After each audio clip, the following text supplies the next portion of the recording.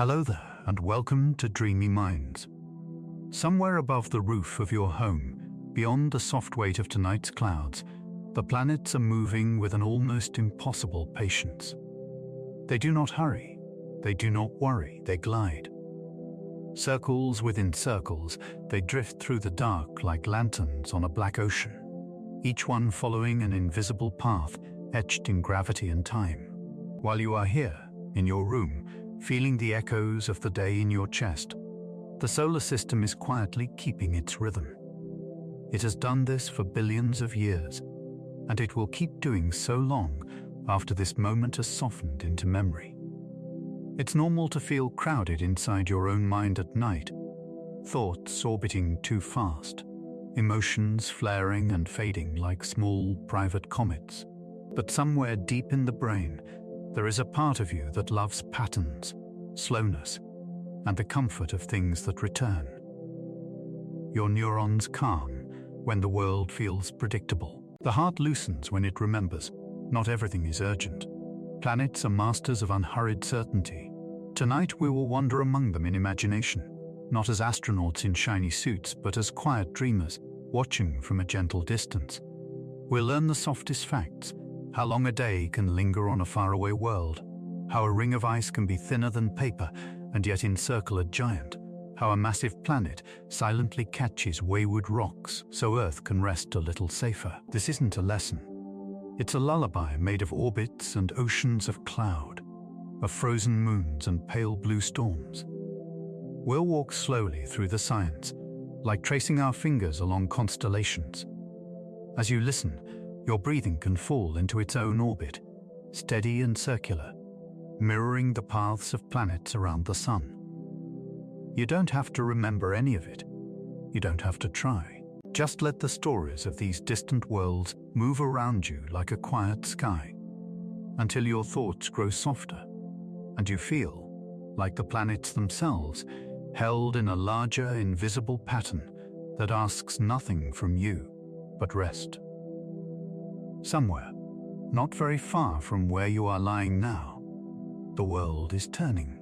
Outside the walls of your room, beyond the quiet streets and sleeping windows, the Earth is slowly spinning you through space. You don't feel the motion, because it is so patient, so even, so endlessly repeated. But right now, as your chest rises and falls in its own small rhythm, your planet is keeping time with a larger, older rhythm, the slow ballet of the solar system. If you like, you can imagine yourself stepping gently out of your thoughts and onto a dark hillside beneath a clear night sky. The air is cool, the ground is steady beneath your feet, and above you the stars are scattered like grains of light on a blanket of ink. You might see a bright point that is not quite like the others, a tiny steady glow that doesn't twinkle as much. That is often a planet, one of the quiet wanderers of our sky. But to really see the shape of things, let's float a little higher.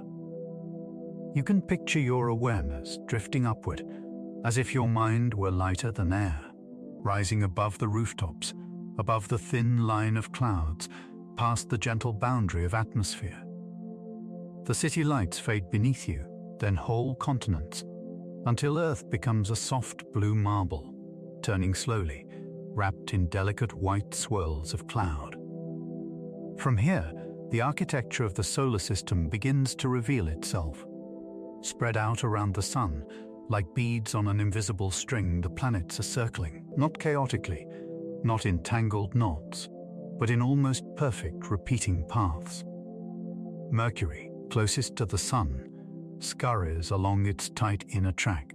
Venus follows, then Earth, then Mars, and beyond them the great outer worlds, Jupiter, Saturn with its pale rings, Uranus and Neptune in the cool distance.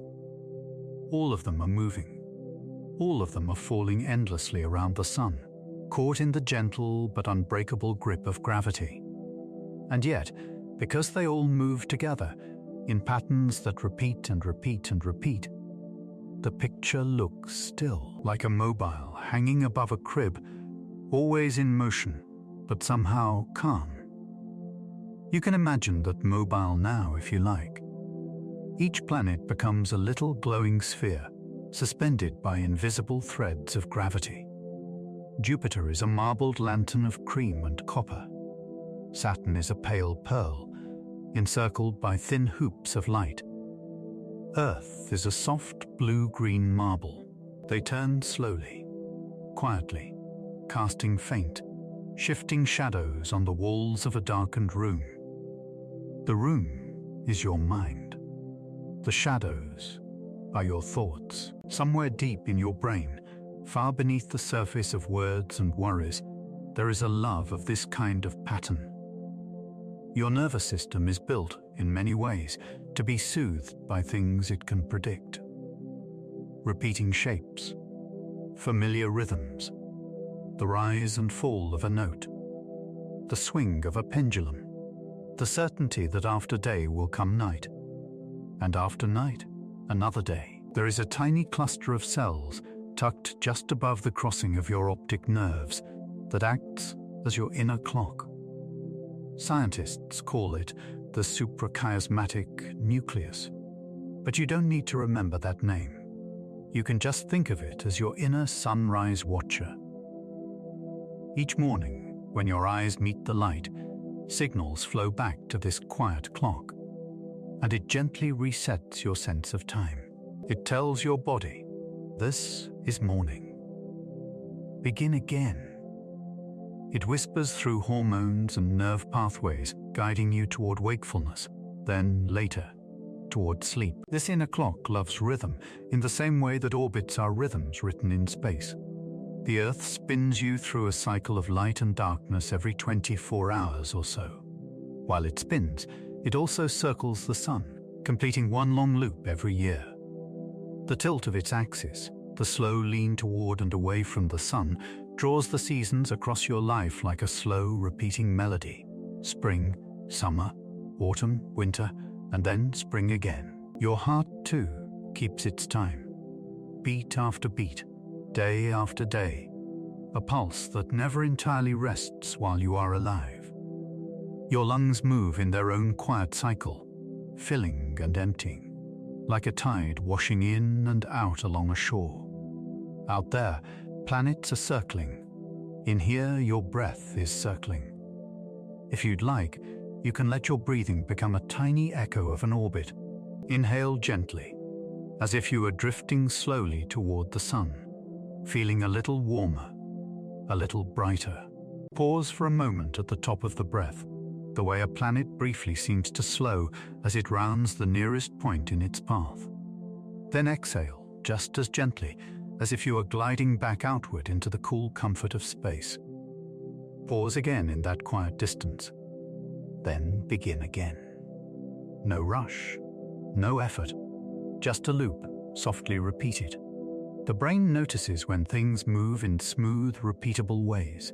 When you encounter something that keeps changing sharply and unexpectedly, your inner alarm systems start to hum.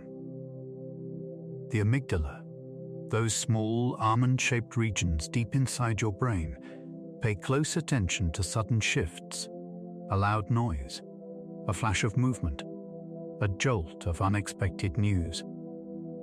They are like guardians standing on the walls of your inner city, scanning for danger. But when the changes are slow and predictable, those guardians can rest, like planets gliding along their set paths, like the second hand of a clock sweeping with unhurried certainty. Stable patterns tell your nervous system, it's okay, you can relax. Nothing is jumping out at you. Nothing is breaking the rules of expectation. This is one reason repetitive sounds can be soothing. The endless hush of waves on a shore, the rhythmic tumbling of a train over tracks, the steady ticking of a clock in a quiet room. Your brain learns the pattern, predicts the next sound, and then, reassured, lets its guard drift down. The orbits of the planets are patterns on a grand scale. Each world travels in an ellipse, a slightly stretched circle around the sun. It would take pages to write out the numbers that define these paths, but your body does not need the numbers. It only needs the feeling, that out there, in the darkness, everything is moving in lines that bend into themselves, coming around and around and around again. If you could watch the solar system in time-lapse, sped up until centuries pass in seconds, the planets would trace luminous loops in the dark. Mercury would scribble a tight, fast circle. Neptune would sketch a huge, slow ring at the far edge. Between them, every orbit would be nested neatly within the next, like bowls stacked inside each other. And there, tucked inside one of those bowls, is Earth, and on Earth, you, and inside you, your thoughts. Right now, your thoughts might feel less like orbits and more like meteors, darting and flashing and refusing to settle. This is so normal, especially at night. The day, when you are busy moving and doing, can only speak to you fully when things go quiet. To-do lists appear. Conversations replay. Old memories knock once more, asking to be felt. You do not have to force them away. You do not have to chase them, either. Instead, you can imagine that each thought, no matter how sharp or restless, is being gently invited into an orbit, not vanishing, not erased, just settling into a wider, slower circle around the calm center of your awareness. You notice the thought. You feel the emotion. And then, instead of following it in a straight line out into endless worry, you let it bend, gently, back around. Like a small moon captured by a planet's gravity, it loops softly and begins to drift with less urgency, less speed. Your brain is very good at prediction. It is always, quietly, trying to guess what will happen next, what word will come after this one, what sound you might hear in the hallway, what image might follow in your mind. This predictive dance is one of the ways the brain stays efficient. It doesn't have to react from scratch to every new moment, because part of it is already waiting for that moment, prepared. When life is chaotic, unpredictable, and jagged, your brain has to work hard to keep up. It sends more signals of alertness, more stress hormones, more tiny bursts of be ready, be ready, be ready. Over time, that can feel like anxiety, like exhaustion, like a mind that never truly shuts down. But here, in this gentle imagining of space, the future is simple. The planets will keep circling. Jupiter will not wake up tomorrow and decide to fly away. Saturn will not slam on cosmic brakes and lurch into a new path. Their motion is guided by the steady pull of gravity, by the shared balance of mass and distance. Even if they are changing slowly, gracefully. You are living inside a system that is, on the largest scale, astonishingly stable. The sun will rise again tomorrow. The earth will keep turning. The sky will keep holding its quiet stars. Let that sink into you like warm water. You are held, whether you think about it or not, in a web of predictable motions, the spinning of your planet, the circulation of your blood, the gentle drift of electrical waves across your brain as you grow tired. In this moment, you don't need to control those waves. You don't need to understand the physics of spin or the chemistry of cells. You are allowed to simply rest within them. Imagine again that crib mobile, turning slowly in the dimness. Perhaps there is a child lying beneath it, half awake, watching the shapes revolve. Round planets maybe, or little stars, or clouds painted onto wooden spheres. As the mobile turns, shadows slide calmly over the walls and ceiling. The child's eyes track the motion until the pattern becomes familiar, almost hypnotic. The brain, receiving the same images again and again, begins to let go. Muscles soften. The boundary between seeing and dreaming starts to blur. In a quiet way, you are that child tonight. Only the mobile above you is enormous, made of real worlds and real light. Even if you can't see it directly from your pillow, the pattern is still there. repeating over and over overhead as you lie in the dark. Planets in their lanes, each one tracing a path it has followed for millions of years. You might picture yourself now, not just on the hillside, not just above the Earth, but hovering far enough away that the entire solar system fits into your field of view. The sun is a golden ember at the center. Around it, faint, glowing rings show where the planets move, like grooves worn smooth by age. If you listen with your imagination, you might hear the orbits as music. Mercury plays a quick, high note, repeated again and again. Venus hums a slower tone. Earth adds a steady heartbeat like rhythm.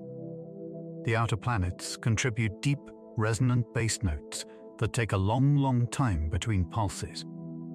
Together, they create a chord that is always changing, yet always the same. Some neuroscientists think of brainwaves in a similar way. When you are alert, concentrating sharply, your brain produces faster rhythms, like quick, shimmering notes. As you relax, as your eyes grow heavy, slower waves begin to rise, theta, then delta. Long, deep pulses that wash through your neural networks like tides. Right now, as you listen, you may be drifting from one kind of rhythm toward another. From the bright, busy patterns of the day toward the broad, quiet waves of sleep. You don't have to make this happen. Your brain knows the way. It has done it every night of your life, even on the nights when it felt difficult. All you are doing now is giving it a story to walk along, a path made of planets and orbits, and the reassuring thought that somewhere, somehow, enormous things are moving in calm, predictable ways. If thoughts arise about tomorrow, about yesterday, about something you wish you had said or done, you can notice them as you might notice a small object floating through space. You don't have to grab it. You can watch it approach, acknowledge its shape, and then gently let it be drawn into those slow, circular paths around your inner sun. In time, with each breath, the circles can grow wider. The same thought that was once tight and sharp can become a distant, gentle loop, passing through your awareness every now and then, without demanding all of your attention. Gravity, on the scale of planets, is what keeps the solar system from flying apart. It is an invisible tug, always present, always pulling things toward each other in a balance of motion and attraction. In your body, there is a kind of inner gravity too, the pull toward balance, toward homeostasis, toward rest after effort. Your heart prefers not to race all the time. Your muscles prefer not to clench forever. Your mind, despite how it can seem, does not want to remain endlessly wired and buzzing. There is a natural longing deep in your nervous system to settle, to return to a baseline, to fall into a rhythm that asks less and less of you.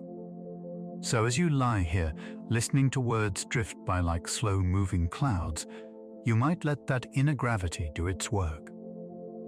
Imagine it as a gentle weight in the center of your chest, not heavy in a painful way, but grounding, like a warm stone held in your hands, like the reassuring weight of a blanket, like the steady presence of the sun itself, holding every planet, every comet, every speck of dust in the soft curve of its gravity.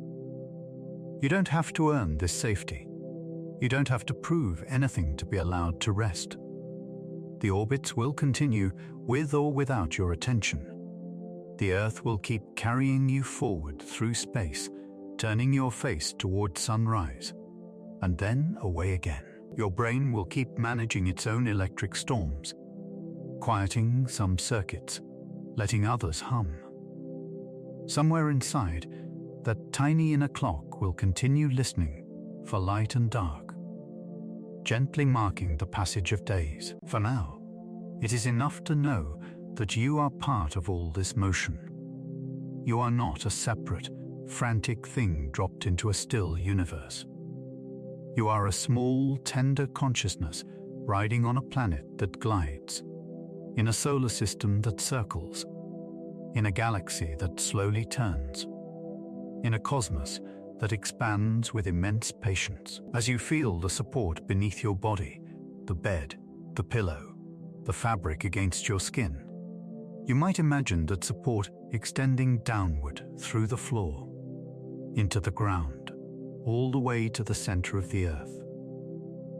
From there, lines of connection extend outward, through space, to the sun, and then further still, touching each of the planets in their paths. You are lying here, and at the same time, you are hanging gently in that web of orbits and light. If sleep begins to gather at the edges of your awareness, you can let it come, like a planet slipping into shadow as it turns away from the sun. Gradually, the bright side becomes dark, not in fear, but in rest. On the far side, in that darkness, the world is not gone. It is simply quiet, awaiting the next sunrise. Your mind, too, is allowed to enter that quiet. For now, you are held in a universe of patterns and circles, of returning paths and ever-moving worlds.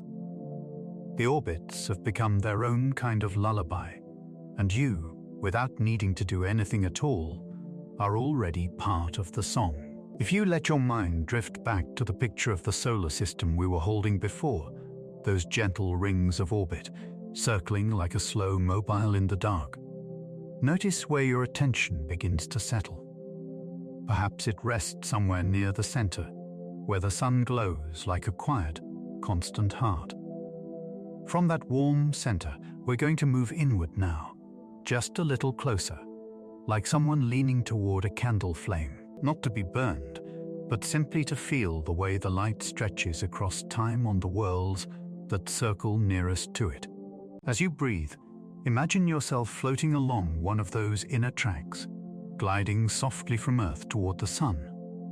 Space here is still vast and silent, but the star ahead looks a little larger, a little more insistent.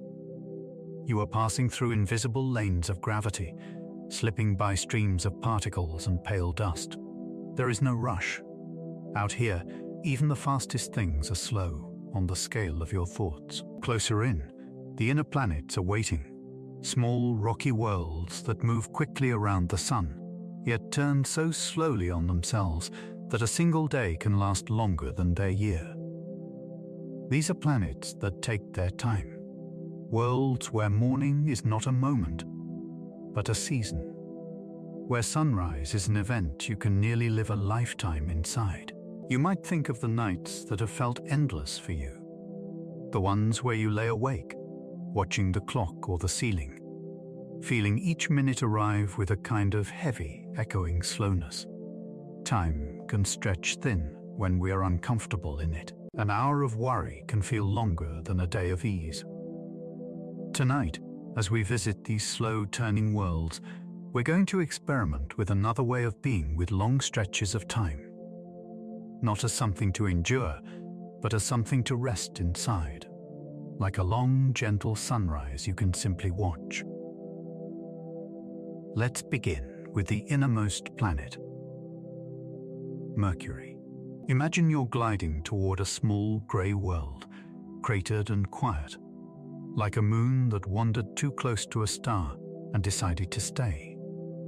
Mercury is the closest planet to the Sun, but not the hottest. That honor belongs to another world we'll visit soon.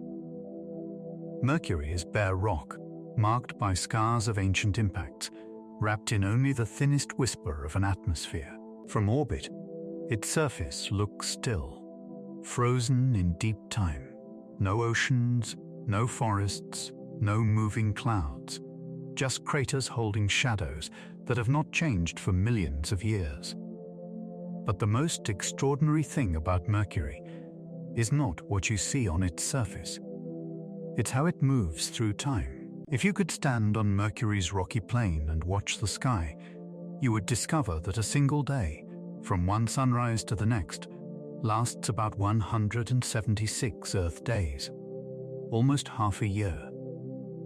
In that time, Mercury has already completed 2 full orbits around the Sun. Its year is about 88 of our days. Its day, from sunrise to sunrise, is twice that. A year shorter than a day. You can imagine waking up one morning on Mercury, watching the Sun rise above the cratered horizon. You would feel the warmth building slowly, slowly, oh so slowly. Weeks pass, then months, as the Sun climbs, barely moving across the sky.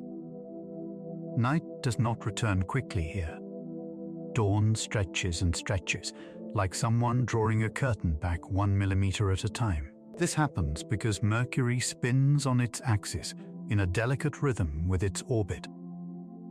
For every 2 loops it makes around the Sun, it rotates 3 times on its axis. A kind of cosmic waltz called a 3.2 resonance.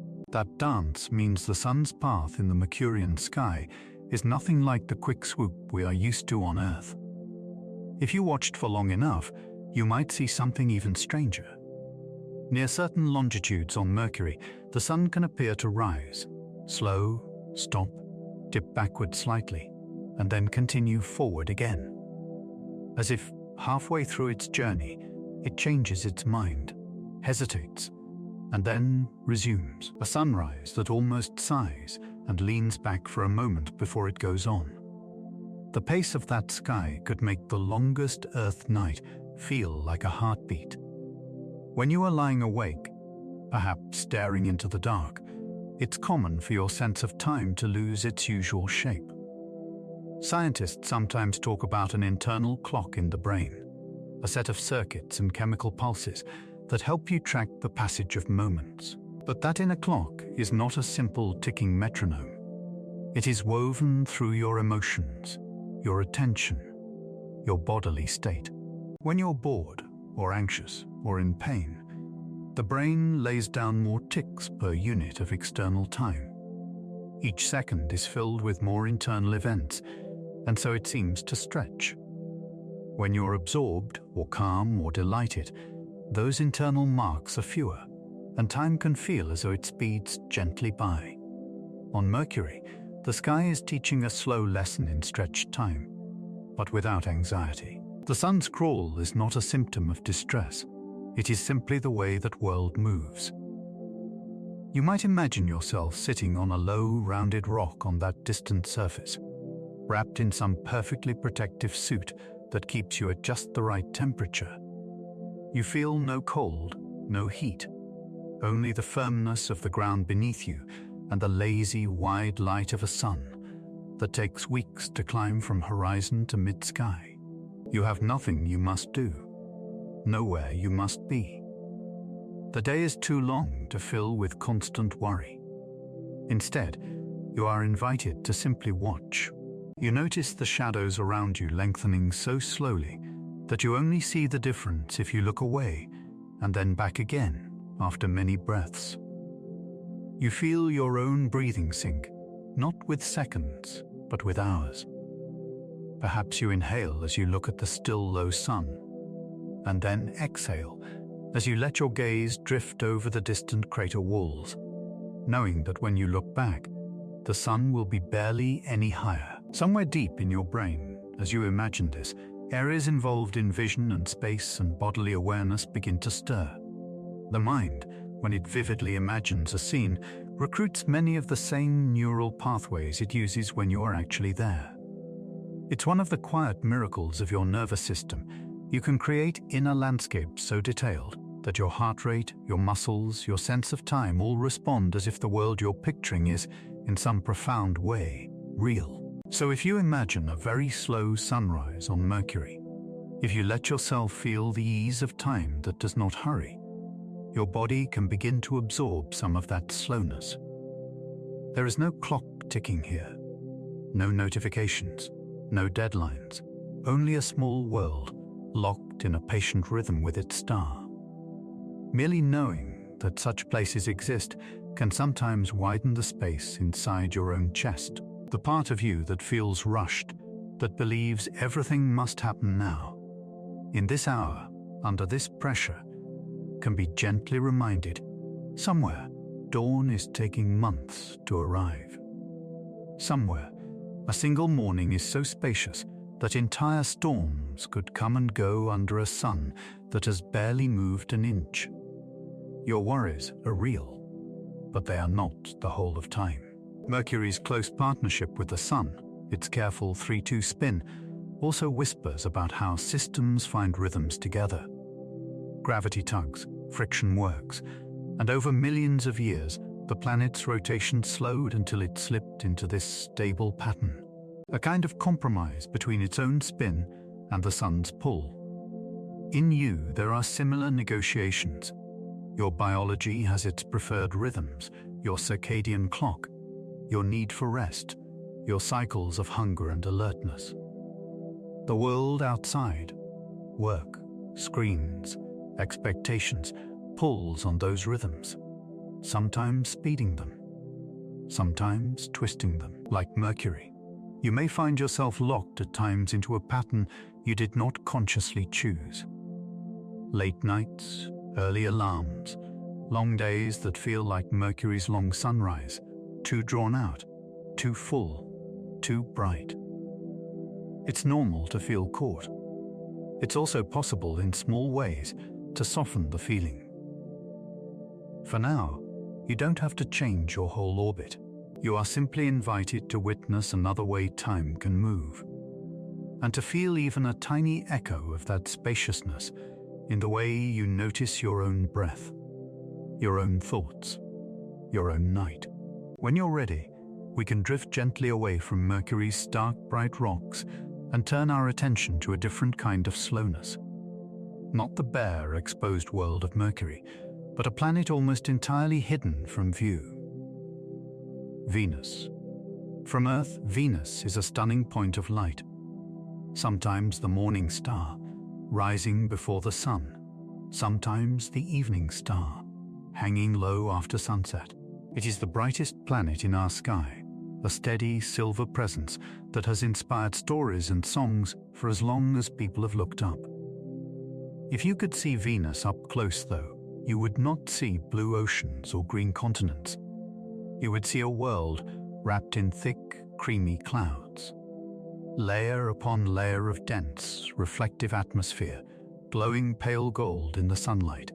Beneath those clouds, the surface is harsh, heat so intense it can melt lead, pressures that would crush unprotected metal. A landscape of rock and lava plains. But we are not going to the surface tonight.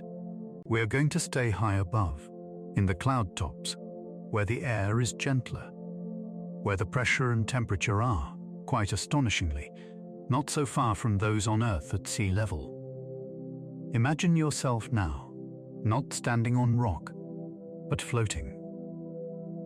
You are held aloft in a quiet, drifting vessel, nestled in the upper clouds of Venus.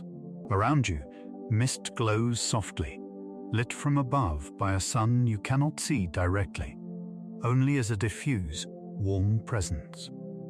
The sky is a creamy, pearlescent haze. There is no sharp horizon, only gradients of light and shadow. Time on Venus moves in another strange rhythm. The planet turns backward compared to most others in our solar system, while Earth spins from west to east, making the sun appear to rise in the east and set in the west. Venus spins the opposite way. On Venus, if you could see the sun through the clouds, it would rise in the west and drift toward the east. And it turns so slowly. One full spin of Venus on its axis, one Venusian day, takes about 243 Earth days. Its year, the time it takes to orbit the sun, is shorter, about 225 of our days. Again, a day longer than a year. You might imagine lying back in your floating pod, sinking slightly into cushions, feeling the soft, constant breeze of the Venusian winds outside. The atmosphere here circles the planet much faster than the planet itself turns, a kind of delicate super-rotation, so that even while the solid body of Venus spins lazily beneath, The clouds sweep around in a few Earth days. Your little craft is carried along in this river of air, drifting endlessly above an unseen surface, inside a day that stretches out longer than seasons back home. There is something disorienting about a place like this. The usual markers you use to tell time, the rising and setting of the sun, the cycle of stars across the sky, are slowed almost beyond recognition or hidden by the clouds. Your internal clock would have little guidance here. Morning and evening would lose their usual meaning. And in a way, you may know that feeling. Nights when you've stayed up far past when you meant to, wrapped in a screen's glow. Days when your sleep schedule slipped so far that sunrise and sunset felt misaligned with your body. Times when jet lag scrambled your sense of when you were supposed to be tired, or when you worked through the night while others slept. Your circadian rhythm, that inner day-night cycle in your brain, is tuned by light, especially the blue-toned morning light of the sky. But it is not fragile. It can shift, adapt, resynchronize. Some people are larks, naturally waking early. Others are night owls, their internal clocks set later. These differences are written partly into genes, partly into habit. There is no moral weight to them, no right and wrong clock inside you. But the world often pretends there is. It praises early risers, demands 9 o'clock meetings, sets alarms that ignore your particular inner cycle. The result can be a kind of quiet misalignment, like living on Venus time while the rest of your life insists on Earth. As you float above Venus's cloud tops, you might let yourself imagine a different rule.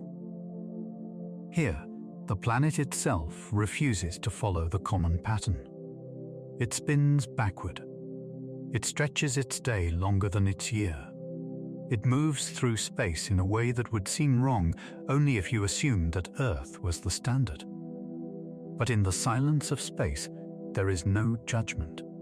There is only what is. So if your rhythms have felt off, if you have been waking at odd hours, sleeping at strange times, feeling guilty for being tired when others are awake, you can let Venus be your ally, a planet that reminds you there are many ways to turn, many valid rotations. Your worth is not measured in how neatly your sleep fits into someone else's schedule. Somewhere deep in your brain, structures like the basal ganglia and prefrontal cortex help track sequences, patterns, routines. They get to know what normal looks like for you. When that pattern is constantly disrupted, you can feel unmoored, anxious, foggy. But as you rest, as you offer your brain consistent cues, dim light at night, softer sounds, a regular window of rest, it begins to find a new rhythm, like a spinning top slowly stabilizing. In the gentle vessel above Venus, you have all the time you need. Your days are long. The sun, hidden behind clouds, is only a suggestion of direction. The planet turns under you, with the patience of someone who has nowhere else to be. You can take a breath, and another, and feel your own internal sense of now grow softer around the edges. The thick Venusian clouds can be a metaphor too. From the outside, Venus looks smooth, uniform, mysterious. We cannot see its surface directly in visible light. Radar and other instruments are needed to pierce the haze and map the land below. In a similar way, when you are very tired or very stressed, your thoughts can feel wrapped in clouds. You might not be able to see what's really going on inside you. Emotions blur. Memories hide. It can feel like being lost in a fog. But just as Venus has mountains and plains and valleys beneath its shroud of cloud, you too have structure under your mental mist. Your values, your memories, your tendencies toward kindness or curiosity, they remain, even when temporarily obscured by the haze of exhaustion. During sleep, especially deep and dream sleep, your brain begins to lift some of that haze from the inside. It reorganizes experiences, files away memories, smooths the rough, sharp edges of emotional events. Activity flows through networks involved in memory and feeling: the hippocampus, the amygdala, the prefrontal cortex, like gentle tides washing over a cluttered shore, carrying some things out to deeper water, leaving others neatly arranged. You don't have to manage that process consciously. In fact, you can't. It happens best when you release control, when you float, as you are floating now in imagination above Venus, supported, enclosed, not needing to know every detail of what's happening beneath the clouds. Lingering sunrises, slow-turning worlds, slanted spins. These are not errors in the universe. They are varieties of rhythm. On Earth, we're used to days that are neatly packaged, 24 hours, sunrise and sunset within a narrow band. But the cosmos is not built on our schedules. It offers us Mercury, where dawn can last for months. It offers us Venus, where a day stretches longer than a year and runs in the other direction. If you have ever wished a moment could last longer, a quiet morning with someone you love, a peaceful walk, the soft minutes before sleep, these planets are like distant reminders that somewhere, time really does slow down. Somewhere, the universe is already doing what you wished it could, extending morning into an almost endless golden pause. Tonight, as you lie here, you can borrow that idea. You don't need Mercury's orbit or Venus's spin to have a lingering sunrise inside you. You can create one simply by deciding that the time you have right now is spacious enough. You are not required to rush into sleep, just as you are not required to resolve every thought before you close your eyes. You can let this period, this listening, this breathing, be its own kind of drawn-out dawn, light slowly increasing in the background of your awareness, even as you rest in the comfortable half-dark of near sleep. If sleep comes quickly, that is fine. If it comes slowly, that is also fine. Mercury and Venus would both tell you there is nothing wrong with slow. Soon we'll drift outward again, toward worlds that are vast and protective, giants with many moons. But for now, you can linger here among the inner planets, feeling the way their strange, stretched days loosen your grip on the clock.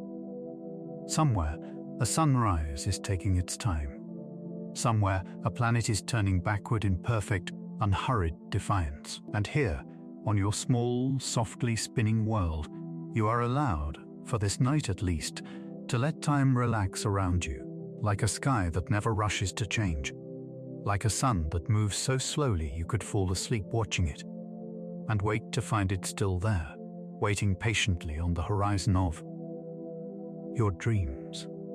From the slow, lingering sunrises of the inner worlds, let your attention begin to drift outward again, away from Mercury's long dawn, away from Venus's veiled, backward turn, past the orbit of your own blue Earth, past the red deserts of Mars. Imagine yourself gliding through the vast, dark ocean of space, carried gently on some invisible current. The sun grows a little smaller behind you, a distant, golden ember. Ahead, the blackness seems empty at first, until slowly shapes begin to emerge, faint at the edges, then fuller, like lanterns being turned up in the dark. The first of the giants is waiting. Jupiter. You might picture it at first the way you've seen it in photographs, banded in creams and browns, its huge storms like marbled swirls of paint across a round canvas. But now, let it be much more than an image on a screen. Let it be a presence. As you approach in imagination, Jupiter grows and grows until it fills a huge portion of your sky. You feel the scale of it, not in numbers, but in a deep, bodily way. The way you might feel when you stand at the edge of an ocean, or beneath a mountain range that seems to lean over you. Jupiter is enormous, more than 11 times wider than Earth, more massive than all the other planets in the solar system combined, more than twice over. If the Sun is the heart of the solar system, Jupiter is like a broad, steady shoulder, set just beyond the rocky worlds, facing outward into the dark. Its clouds are in constant motion. Bands of pale gold and soft rust wrap around its middle, streaming in alternating directions.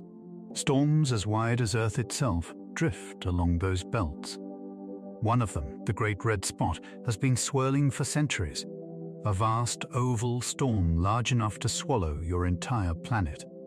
From a distance, this might seem terrifying, a world of storms and stripes, a ball of gas with no solid ground to stand on. But linger here for a moment. Let your breathing line up in your imagination with Jupiter's turning. The planet spins quickly. One day, from one sunrise to the next on its cloud tops, is about 10 Earth hours. Yet its orbit around the Sun takes nearly 12 of your years. Spinning fast, but circling slowly, restless on the surface, but steady in its path. Beneath the visible storms, deep within its layers, Jupiter is held together by gravity so strong that it crushes gas into strange, dense forms, hydrogen squeezed until it behaves like a metal. Down there, in the darkness, things are quiet, compressed, solid in their own way. The chaos of the clouds exists inside an immense container of stability. In emotional life, you might know something of this. On the surface of your awareness, storms move. Anxious thoughts, sharp memories, bursts of anger or sadness. They swirl, they grow. They seem at times to take over the whole sky of your mind. But deep inside, in the core of who you are, there is a steadier gravity, a set of values, a basic will to live, a capacity for connection that has carried you through many weathers already. You may not always feel that core, especially at night, when the mind tends to magnify every passing cloud. But it is there, quietly holding you together. Jupiter does something similar for the solar system. Because it is so massive, its gravity reaches out across great distances, tugging on comets, asteroids, and smaller bodies that wander through the Sun's domain. Many of these objects travel in long, stretched-out orbits, looping in from the distant cold, passing near the inner planets, and then swinging back into the dark again. If not for Jupiter, some of them would pass dangerously close to Earth, or even collide with it. Instead, many are bent aside, nudged into safer paths, or captured entirely by Jupiter's pull.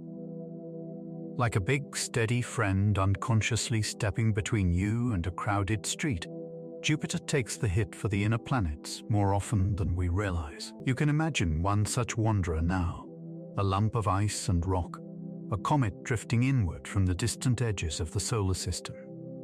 It falls toward the Sun in a long, elegant curve, picking up speed like a stone dropping down a well. Its path would take it somewhere near Earth's orbit, close enough, perhaps, to be dangerous. But there, waiting on the outskirts, is Jupiter. As the comet approaches, Jupiter's gravity reaches out. Not a wall, but a whisper, a tug. The comet's course bends. Instead of heading straight into the inner system, it is pulled into a new arc. Perhaps it swings around Jupiter and is flung back outward, like a dancer caught and spun away.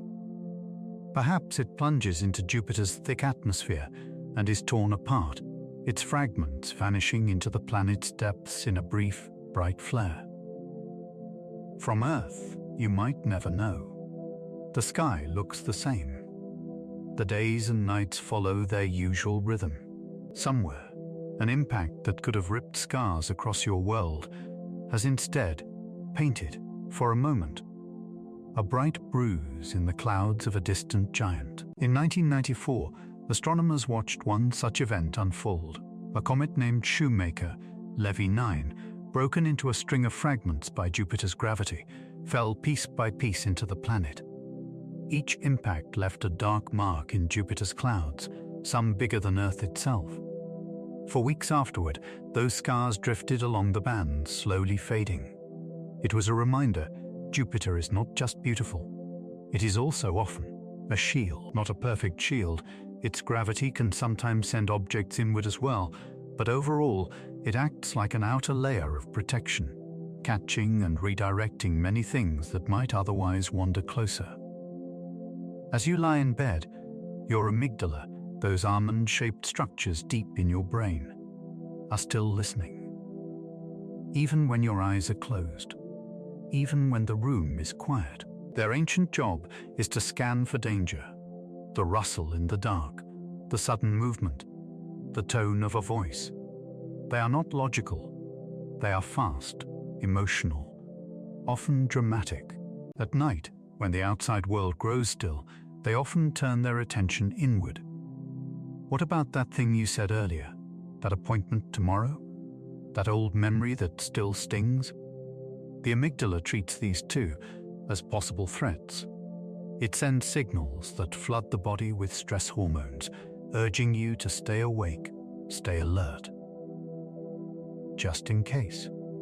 But your brain doesn't only respond to danger, it also responds to safety. When you feel, in a deep way, that you are protected by your surroundings, by people who care for you, by systems larger than yourself, other parts of the brain begin to gently quiet the amygdala's alarm. The prefrontal cortex, just behind your forehead, can send calm, regulating signals.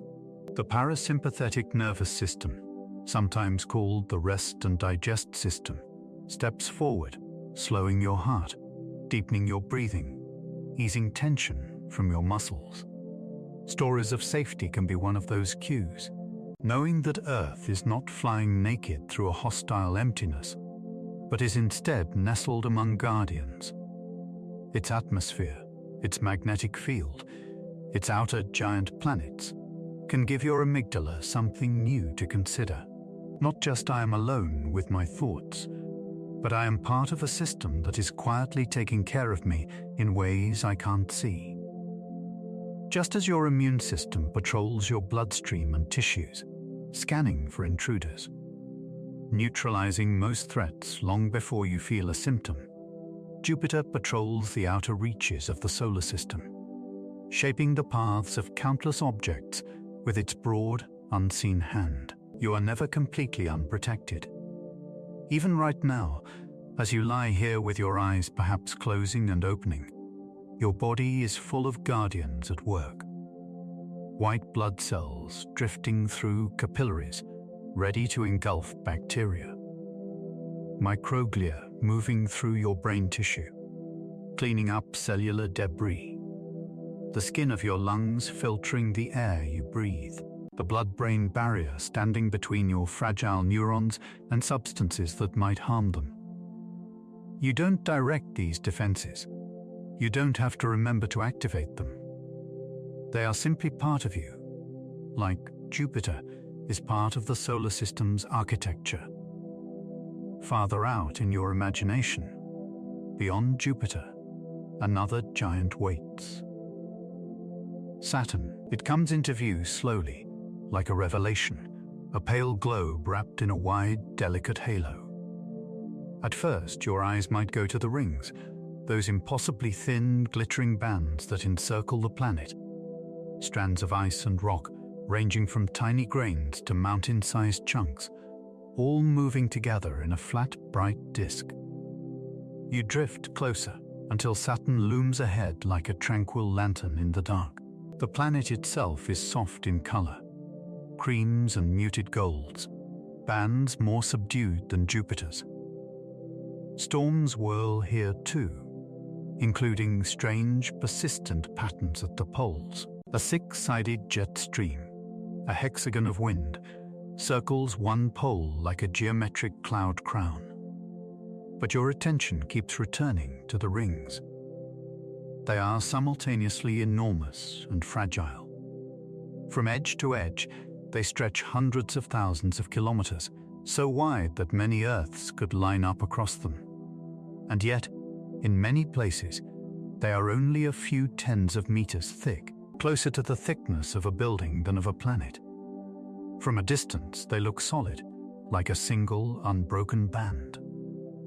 Up close, they are made of countless small pieces, each following its own orbit, each held in place by the shared gravity of Saturn and its many moons.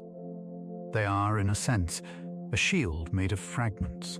Scientists think these rings may be the remains of a moon torn apart long ago, or the icy leftovers from the time when Saturn was forming. Whatever their origin, they act now like a broad, shimmering skirt, reflecting sunlight, shaping the movements of particles and small objects nearby. In your own life, protection is often built this way, not as one single impenetrable wall, but as many small actions, habits, and relationships that together surround you. A friend you can text, a therapist who listens, a warm drink before bed, a lock on your door, a favorite blanket. None of them, alone, is the whole story of safety. Together, they create something like Saturn's rings, a thin but wide-reaching structure of support. As you imagine floating just above Saturn's rings now, you might look down and see the countless bright pieces tumbling along their lanes. They move quickly, yet from your vantage point, the whole ring feels still, serene, like looking at a river that appears solid until you notice the glitter of individual waves. Your thoughts can be like this too. Taken one by one, they may seem chaotic, flashes of this and that, images and words spinning through. But from a slightly higher perspective, from the gentle distance of awareness, you can sometimes see them as a larger pattern, a band of mental activity that encircles a quieter center. You are not any one fragment of ice or stone. You are the space in which they all move. Between Jupiter and Saturn, a kind of gravitational partnership unfolds. Their combined pull helps shape the structure of the asteroid belt, that wide ring of rocky remnants between Mars and Jupiter. They coax some orbits into stable patterns and make others unstable, gradually clearing certain regions of debris, shepherding small bodies into specific paths called resonances. Guardianship here is not a static barrier. It is an ongoing dance. In your body, that same pattern appears. Your nervous system doesn't simply flip between safe and unsafe. It is constantly adjusting, tightening in response to a noise, then loosening when the noise is recognized as harmless, speeding your heart when you climb the stairs, then slowing it when you rest, increasing immune activity when you're exposed to a virus, then calming it when the threat passes. Most of this happens without you ever noticing. Right now, as you listen, your brain may be beginning to shift into a more restful mode.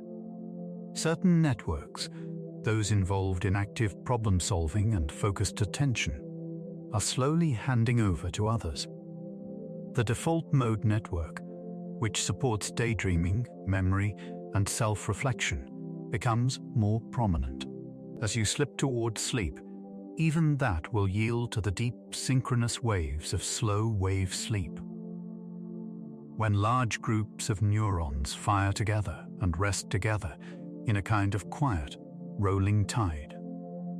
During those deep phases, systems that protect and repair you become particularly active. The glymphatic system, a kind of cleansing flow in the brain, increases its activity during sleep, washing away metabolic waste products that have built up during the day. Hormones involved in tissue repair and growth are released. The immune system fine-tunes its responses, strengthening memories of what it has learned about invaders. Jupiter and Saturn guard the solar system in their way. Sleep guards you in another, and behind it all, the feeling of safety, of being held, of having guardians, is what allows these processes to unfold fully. When you are too frightened, too vigilant, your body stays in a kind of partial readiness, reluctant to descend into true vulnerable rest. It is as if your internal Jupiter and Saturn are always on edge, never settling into their long, easy orbits. You can't turn that system off with a switch, but you can offer it images, ideas, and sensations that whisper it is okay, for now, to let go, like imagining yourself now, drifting between Jupiter and Saturn. On one side, the vast striped bulk of Jupiter, storms swirling in majestic silence, its gravity like a great invisible arm stretched out toward you.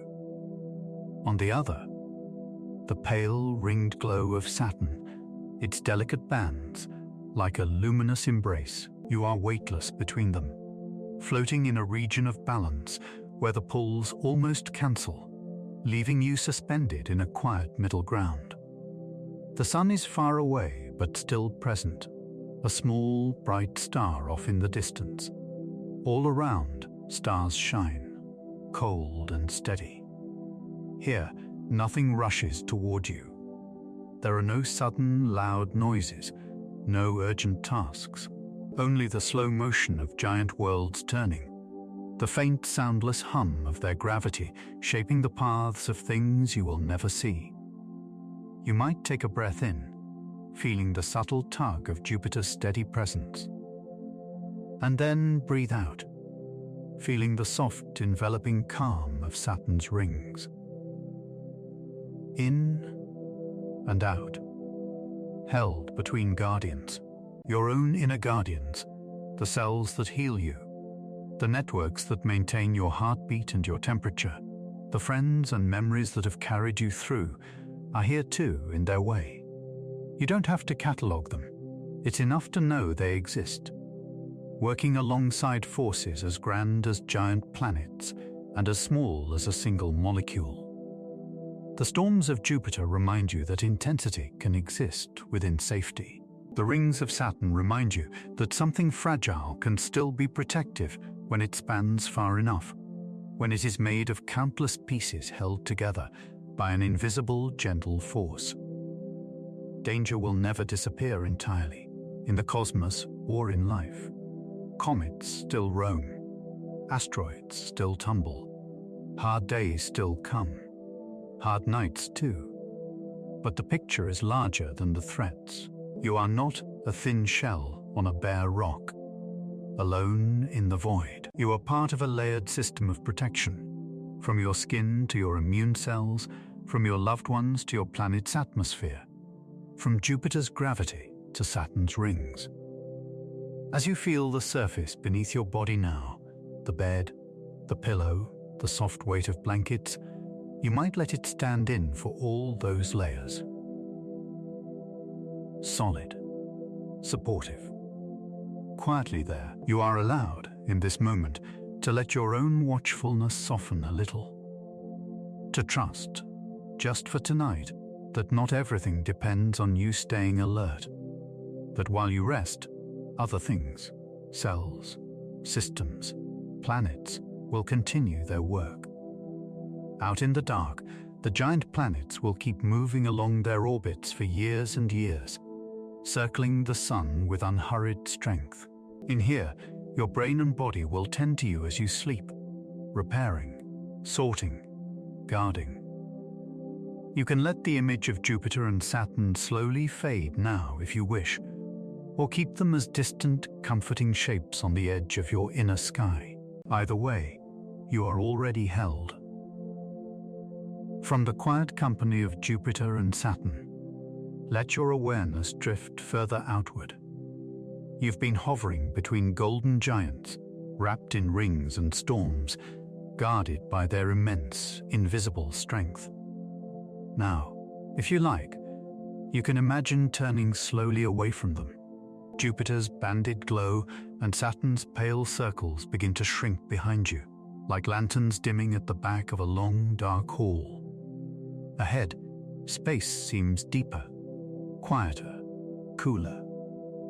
The sun has grown smaller with every million kilometers you've traveled. It is still there, a bright coin in the distance, but its light is softer now. Shadows stretch longer. The blackness between worlds feels almost like a velvet curtain, heavy and comforting, muffling sharp edges and sudden sounds. As you float, almost effortlessly, something begins to appear on the horizon of your imagination. A soft, bluish disk, faint at first, then slowly sharpening. Uranus. You move closer, and the color becomes clearer, a pale, muted teal, like sea glass or a piece of the sky that has fallen and decided to become a planet. It does not shout its presence. It does not blaze with spots and bands like Jupiter. It is a gentle, quiet sphere wrapped in a calm blue-green. And yet, Uranus is anything but ordinary. It is tipped almost perfectly onto its side. While most planets spin like tops, their poles pointing more or less up and down relative to their orbit, Uranus has been knocked, or slowly leaned, over so far that it rolls around the Sun like a marble on its side. Its axis is tilted by about 98 degrees. Its north and south poles lie where most planets keep their equators. You might imagine the whole solar system laid out on an invisible tabletop. Mercury, Venus, Earth, Mars, Jupiter, Saturn, all spinning like small spinning coins. And then there is Uranus, like a coin that has been nudged into rolling along its edge, turning sideways as it circles the Sun. Because of this tilt, the seasons on Uranus are unlike anything on Earth. Each pole takes turns pointing almost directly at the Sun for decades at a time. A single Uranian year, one trip around the Sun, lasts about 84 of our years. Each season, then, can stretch on for more than 20 years.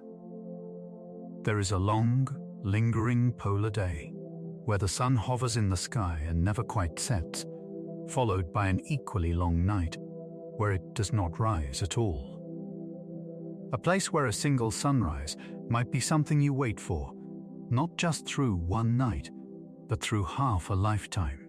As you float above Uranus's cloud tops, safe in your imaginary vessel, you might look down and watch the banded, subtle clouds drift across this tipped world. They move in broad, faint streaks, like brushstrokes in watercolor. The winds here are strong, but you see them only as soft motion, enveloped by the silence of vacuum. From up here, the planet doesn't look wrong. It looks different. It looks like another valid way of being a world. You might think of times when you too have felt sideways, out of sync with those around you, your feelings tilting in a different direction than the mood of the room, your sleep-wake cycle bent away from the social norm. Perhaps you've stayed awake when everyone else slept, your thoughts lit while their windows were dark. Perhaps you've slept deeply while the day rushed on without you. It's normal to worry, sometimes, that your particular way of turning through life is unacceptable, that there is only one right angle to spin at, only one orientation that counts. But here, in this quiet piece of outer space, Uranus rolls on its side, unbothered. Year after year, season after elongated season, it continues its strange, elegant dance, and the solar system accepts it exactly as it is.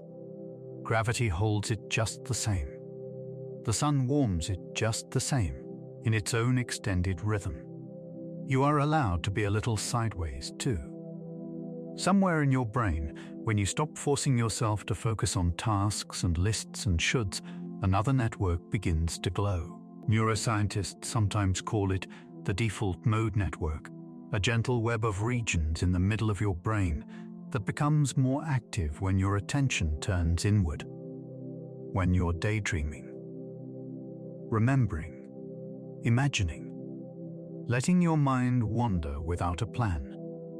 This network is like your own inner outer space, not the busy surface of consciousness where everything must be productive and linear, but a tilted, drifting place where memories, fantasies, and half-formed ideas drift like clouds.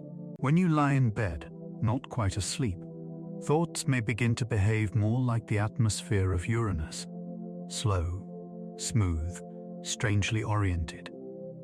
Scenes from childhood may slide under worries about tomorrow. A song may blend with the memory of a face, with an image from a movie, with a sudden insight that makes you breathe a little deeper. To the part of you that craves order, this can feel wrong, sideways, disjointed. But to the deeper architecture of your brain, this drifting is nourishment. In these loose, default mode moments, your mind is sorting, reweaving, testing combinations. Emotional centers can communicate more freely with regions that handle logic and language. The subconscious hums just beneath the surface, like the deep unseen interior of Uranus, rotating under its soft blue skin. Tonight, if your thoughts feel like they're rolling in an odd direction, you might think of this sideways planet and remember, different doesn't always mean broken. Sometimes it means you've simply entered a new season, a different mode of mind, one meant for drifting more than doing. Gently, we leave Uranus behind, its pale disk shrinking into a teal bead against the dark. There is one more great blue world waiting at the edge of what was long considered the solar system's major border. Neptune. It appears first as a dot, then a coin, then a full, deep globe of color, a richer, darker blue than Uranus, like the heart of an ocean. Neptune is the most distant of the classical planets, circling the Sun at such a distance that a single Neptunian year lasts about 165 Earth years. No human being has lived long enough to see Neptune complete one full orbit since its discovery. You can imagine arriving above its cloud tops now, looking down into a sea of sapphire. Neptune's atmosphere is a mix of hydrogen, helium, and a small amount of methane. That methane absorbs red light and reflects blue, painting the planet in these luminous shades. High, thin clouds of methane ice crystals streak across the upper layers, while deeper storms churn below. In the 1980s, when a spacecraft called Voyager 2 swung past, it saw a great dark spot on Neptune, a storm almost the size of Earth, swirling in the southern hemisphere. Unlike Jupiter's long-lived Great Red Spot, Neptune's dark storms seem to come and go, appearing, evolving, then fading back into the blue. The winds here are astonishingly fast. In some places, they whip around the planet at more than 2,000 kilometers per hour, faster than the speed of sound in air. Yet from where you float above them, everything is silent. Even the wildest motion makes no noise in space. Neptune's fierce gales are wrapped in perfect quiet, like a distant dream you can see, but never hear. There is something of the unconscious in this. So much movement, so much intensity, happening below the level of sound, below the level of direct awareness. Powerful currents turning in the depths, all hidden beneath the smooth blue surface. Your own mind has places like that.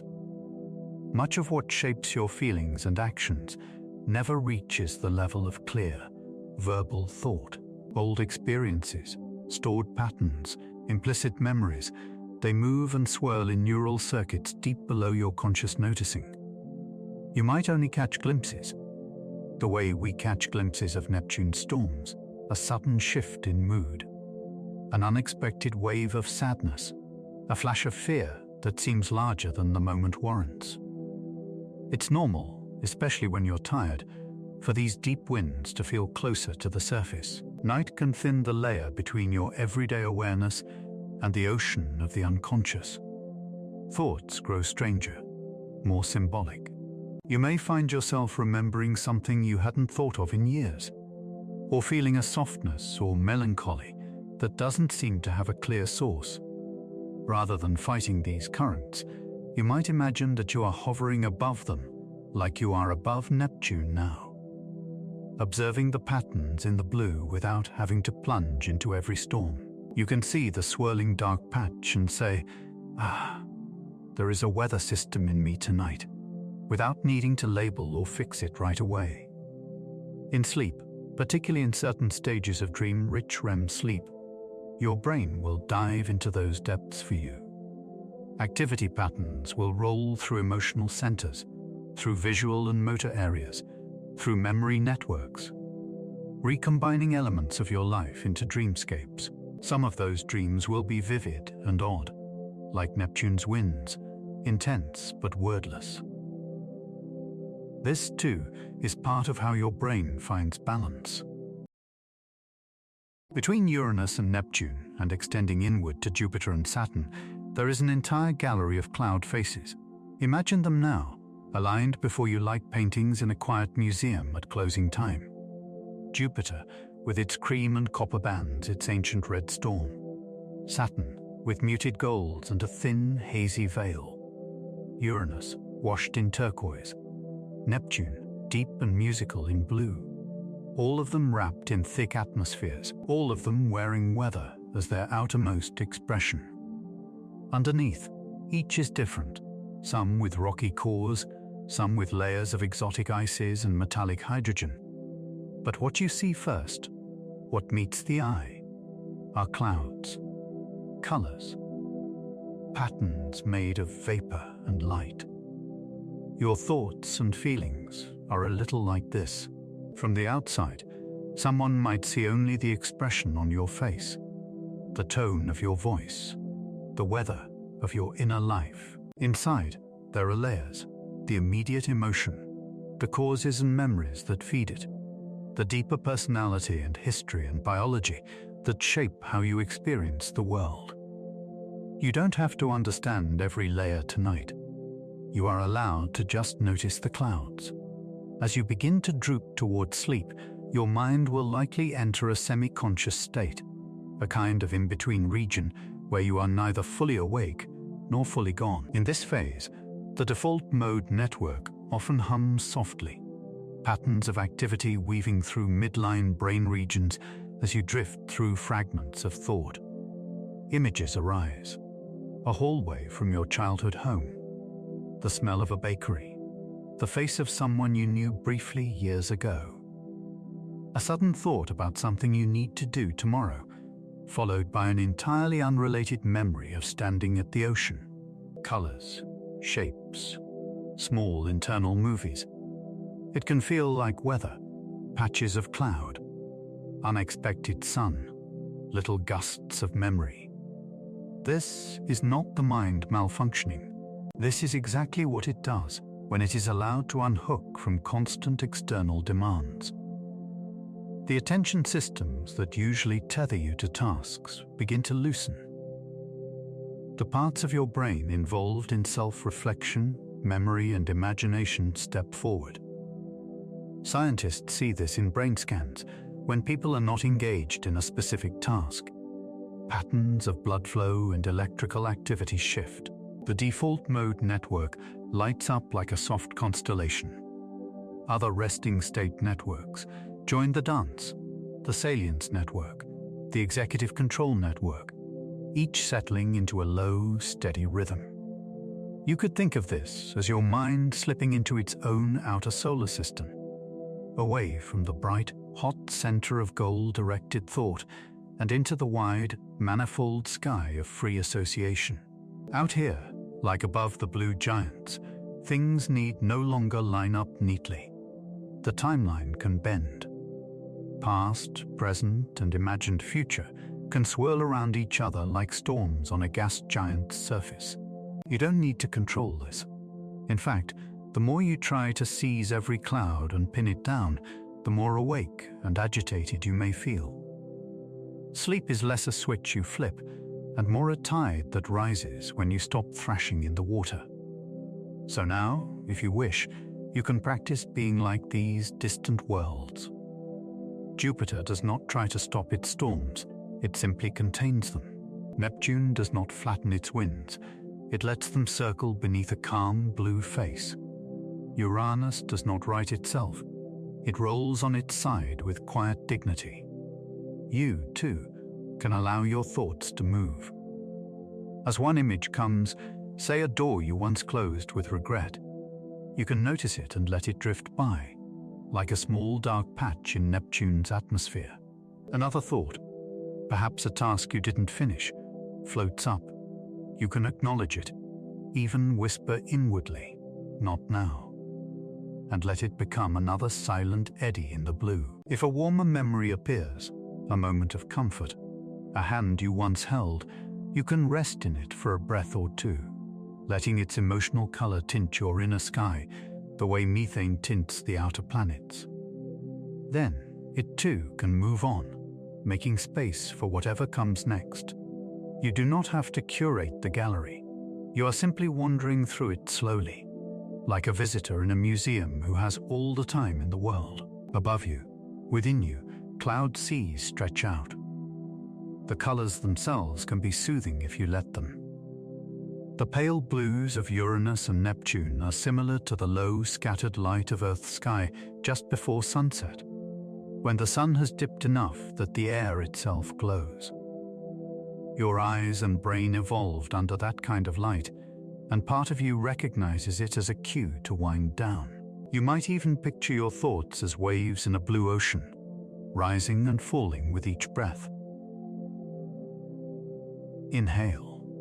A wave lifts, carrying a cluster of images to the shore of awareness. Exhale. It recedes, pulling them back into the deep. There is no need to chase. The ocean knows what to do. Out here, at the edge of the visible solar system, years pass like quiet footfalls in another room. Neptune circles the sun so slowly that one of its seasons, its own version of winter or summer, can last more than 40 Earth years. Uranus, too, holds its long seasons, its vast days and nights. These are places where change happens, but it happens gently, on scales your nervous system can hardly imagine. When you are caught in a moment of pain or stress, it's easy to feel like that moment is everything, that its weather is the climate, that its storm is permanent. Remembering that there are storms on Neptune that have come and gone, unnoticed by any human eye, and that the planet remains, still blue, still turning, can be oddly reassuring. You are allowed to trust that your own inner weather can shift too. Not instantly, not on command, but slowly, in its own time, under the patient influence of rest, of sleep, of days passing, and soft experiences accumulating like layers of cloud. For now, as you lie wherever you are, with your eyes perhaps heavy, you can let yourself be the observer of your own sky. You don't have to clear it. You are simply here, breathing under it. Above you in imagination, Uranus rolling, Neptune shimmering, Jupiter and Saturn hovering like framed paintings of motion. Within you, brain networks humming, default mode gently active, edges of dreams beginning to form like mist over water. There is no wrong way for this to look. Some nights, the mind's sky will be busy, full of racing clouds. Other nights, it will be a wide open blue, with only a few small wisps. Both are natural. Both belong. As you wander these cloud seas in your inner telescope, feel free at any point to let the images blur. Let the colors blend, like watercolors left out in a gentle rain. Let words slip into more abstract senses, of coolness, of depth, of space. If sleep comes, it will carry you deeper into these blue dreams, into phases of rest where your brain will work in ways even quieter and more mysterious than Uranus's tilted spin or Neptune's hidden winds. If sleep does not come yet, that's okay too. You can simply float here a little longer, watching the weather of your mind move slowly on. The way the soft faces of distant worlds turn their endlessly changing, endlessly peaceful clouds to the silent, listening dark. From the soft blue faces of the distant giants, let your attention begin to narrow. We've been floating high above whole worlds, watching storms the size of continents drift in silence, seeing seasons unfurl that last longer than human lives. Now, gently, we lean in closer, as if, after wandering through a wide, dim cathedral, you are drawn to the delicate stained glass in a side chapel, small details set within a vast whole. Out here, beyond the orbit of Mars, beyond the easy familiarity of our own moon, every giant world has company. They are not alone in the dark. Around them, like small lanterns circling a great campfire, dozens of moons turn and turn, tracing loops that have continued for billions of years. Some are rocky, some are icy, some hide oceans beneath their crusts, some carry thin atmospheres, hazes, rings of their own, and then there are the rings themselves. If you close your inner eyes and picture Saturn again, bring it a little closer now, not from afar, where it is simply a serene ringed jewel, but from the gentle intimacy of nearby orbit. The planet's pale globe fills half of your sky, softly striped with shades of cream and honey. But it's the rings that catch your breath. They spread out around the planet, in a vast flat sheet, bright and delicate, like a halo made of shattered light. From edge to edge, they reach across a distance so great that multiple Earths could line up along their span. Yet their thickness, in most places, is so small that compared to their width, they are thinner than a sheet of paper. You might imagine skimming just above them now, your point of view drifting over a landscape that appears solid from a distance, like the grooves of an enormous record. But as you draw closer, that solidity breaks apart into countless pieces. The rings are not a single object. They are billions upon billions of fragments, chunks of water ice, flecks of rock, icy dust, some no larger than snowflakes, some the size of houses, some like floating mountains. Each one follows its own orbit, kept in line by Saturn's gravity and by the subtle tugs of small shepherd moons that patrol the edges. From afar, a seamless band. Up close, a community of tiny travelers. There is something gentle about that. Safety in your life is rarely one single barrier. It's built from many small things. A locked door, a kind message, a familiar routine, the steady presence of someone who cares. Looked at from a distance, you might call it "I'm okay" and think of it as one feeling. But inside it is made of fragments, moments, gestures, micro-experiences that your nervous system quietly adds together, like ice particles forming a ring. The rings themselves may be transitory on cosmic timescales. Some scientists think they might have formed from a moon torn apart by Saturn's gravity. Others suspect they are the remnants of leftover material from Saturn's birth. Over millions of years more, they may thin, fade, or vanish entirely. And yet, right now, they are here. Thin, but wide, fragile, but luminous, the way a single gentle relationship can light up years of someone's life. You continue to drift along the rings, watching how gaps appear and vanish, narrow lanes where tiny moons called shepherds have carved paths, their gravity sweeping particles aside. Each moon keeps its own section of the ring tidy, maintaining the edges, policing the boundaries. There is a sort of quiet choreography in this, ring particles circling with the planet, moons weaving in and out, thin arcs held in place not by rigid walls, but by rhythms of pull and release. When you think of your own boundaries, what you allow in, what you keep out, they may look like this, too. Not solid fences, but zones maintained by repeated subtle choices. A no here, a yes there, a slow learning of what nourishes you and what scatters you too far from your own center. As you watch the ice and dust stream past, a small bright point appears ahead, a snow-white bead gliding just above the rings. Enceladus. It's a tiny moon by planetary standards, only about 500 kilometers across. You could drive around it in less time than it takes to cross some countries on Earth. But what it lacks in size, it makes up for in wonder. Imagine approaching this little world now. Its surface gleams a clean, brilliant white, more reflective than fresh snow. Crevasses, fractures, and ridges crisscross the ice, especially near its south pole. From those polar fractures, astronomers call them tiger stripes. Something extraordinary happens. Jets of water vapor and ice crystals spray into space, like geysers. Cassini, a spacecraft that once danced through the Saturn system, flew right through some of those plumes. It tasted them with its instruments and found salts, organic molecules, hints of a salty ocean hidden beneath Enceladus's frozen shell.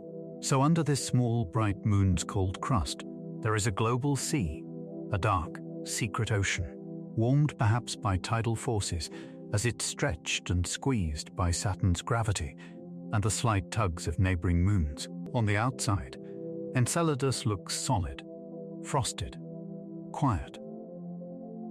On the inside, there is motion and water and chemistry that may, just possibly, be friendly to life. You might already feel the metaphor. Many people, especially those who have had to protect themselves, learn to grow a kind of icy outer shell, composed, capable, a little distant. But beneath that protective layer, there is often a deep emotional ocean, warmth, sensitivity, creativity, longing. Sometimes, when something in life pulls and pushes you just the right way, small plumes of that inner ocean escape through the cracks. A poem you didn't know you could write, tears you didn't expect, a laugh that takes you by surprise, a kindness that wells up effortlessly for a stranger. It's normal, especially at night, to feel that tension between wanting to stay safely frozen and wanting to let something softer rise to the surface. Enceladus reminds you, the shell can exist, and so can the ocean. One does not cancel out the other. In fact, the shell can protect the ocean, and the ocean can feed the plumes that create a delicate ring of ice grains around Saturn, material leaving the moon, circling the planet, catching the light. Your inner softness, when it escapes, can leave beauty in its wake. Not far from Enceladus, another moon circles Saturn, wrapped in an entirely different kind of mystery. Titan.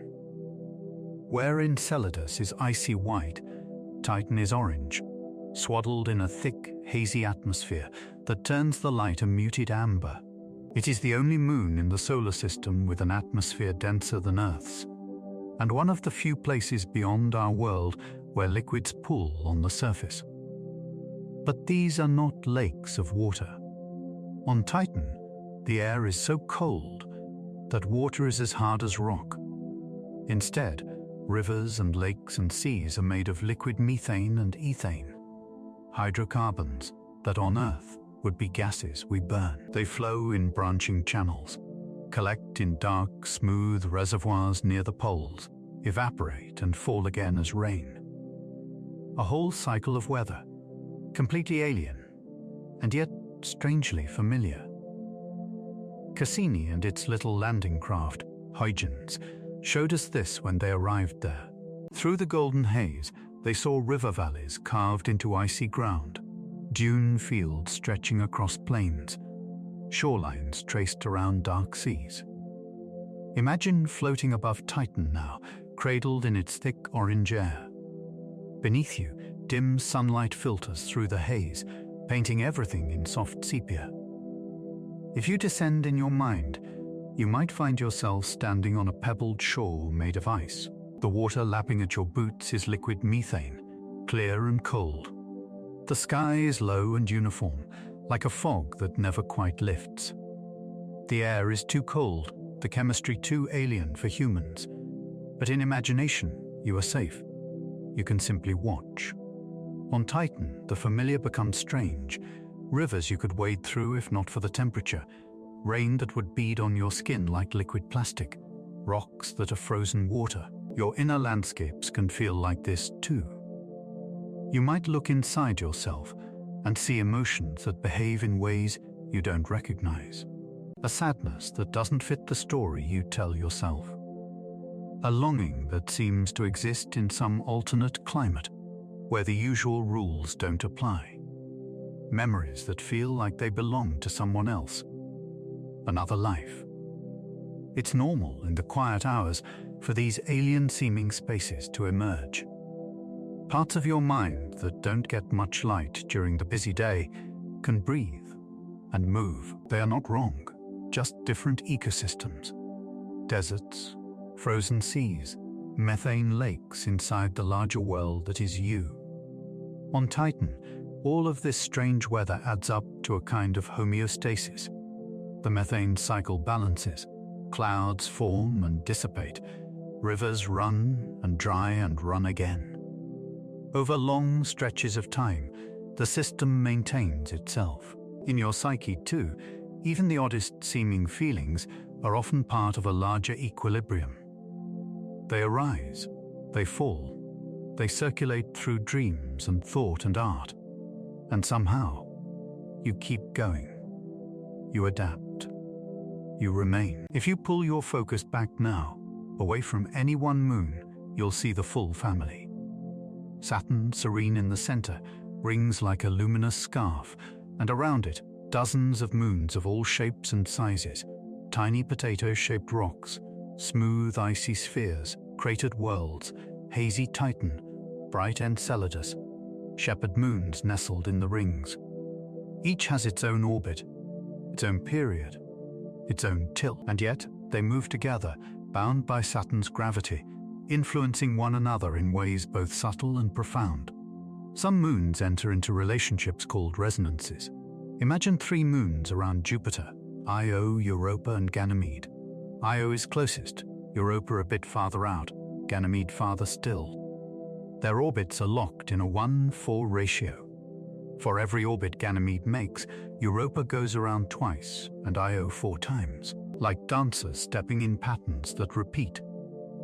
1, 2, 3, 4. 1, 2, 3, 4. Always meeting at the same points in the music. Because of this precise timing, their gravitational tugs on each other line up rhythmically. They stretch and squeeze one another's orbits, keeping them slightly elliptical.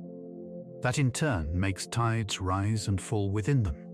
Not ocean tides, but tides in their very rocks and ices, generating heat and shaping their geology. Enceladus, too, is in resonance with another Saturnian moon, Dione. For every orbit Dione makes, Enceladus goes around twice.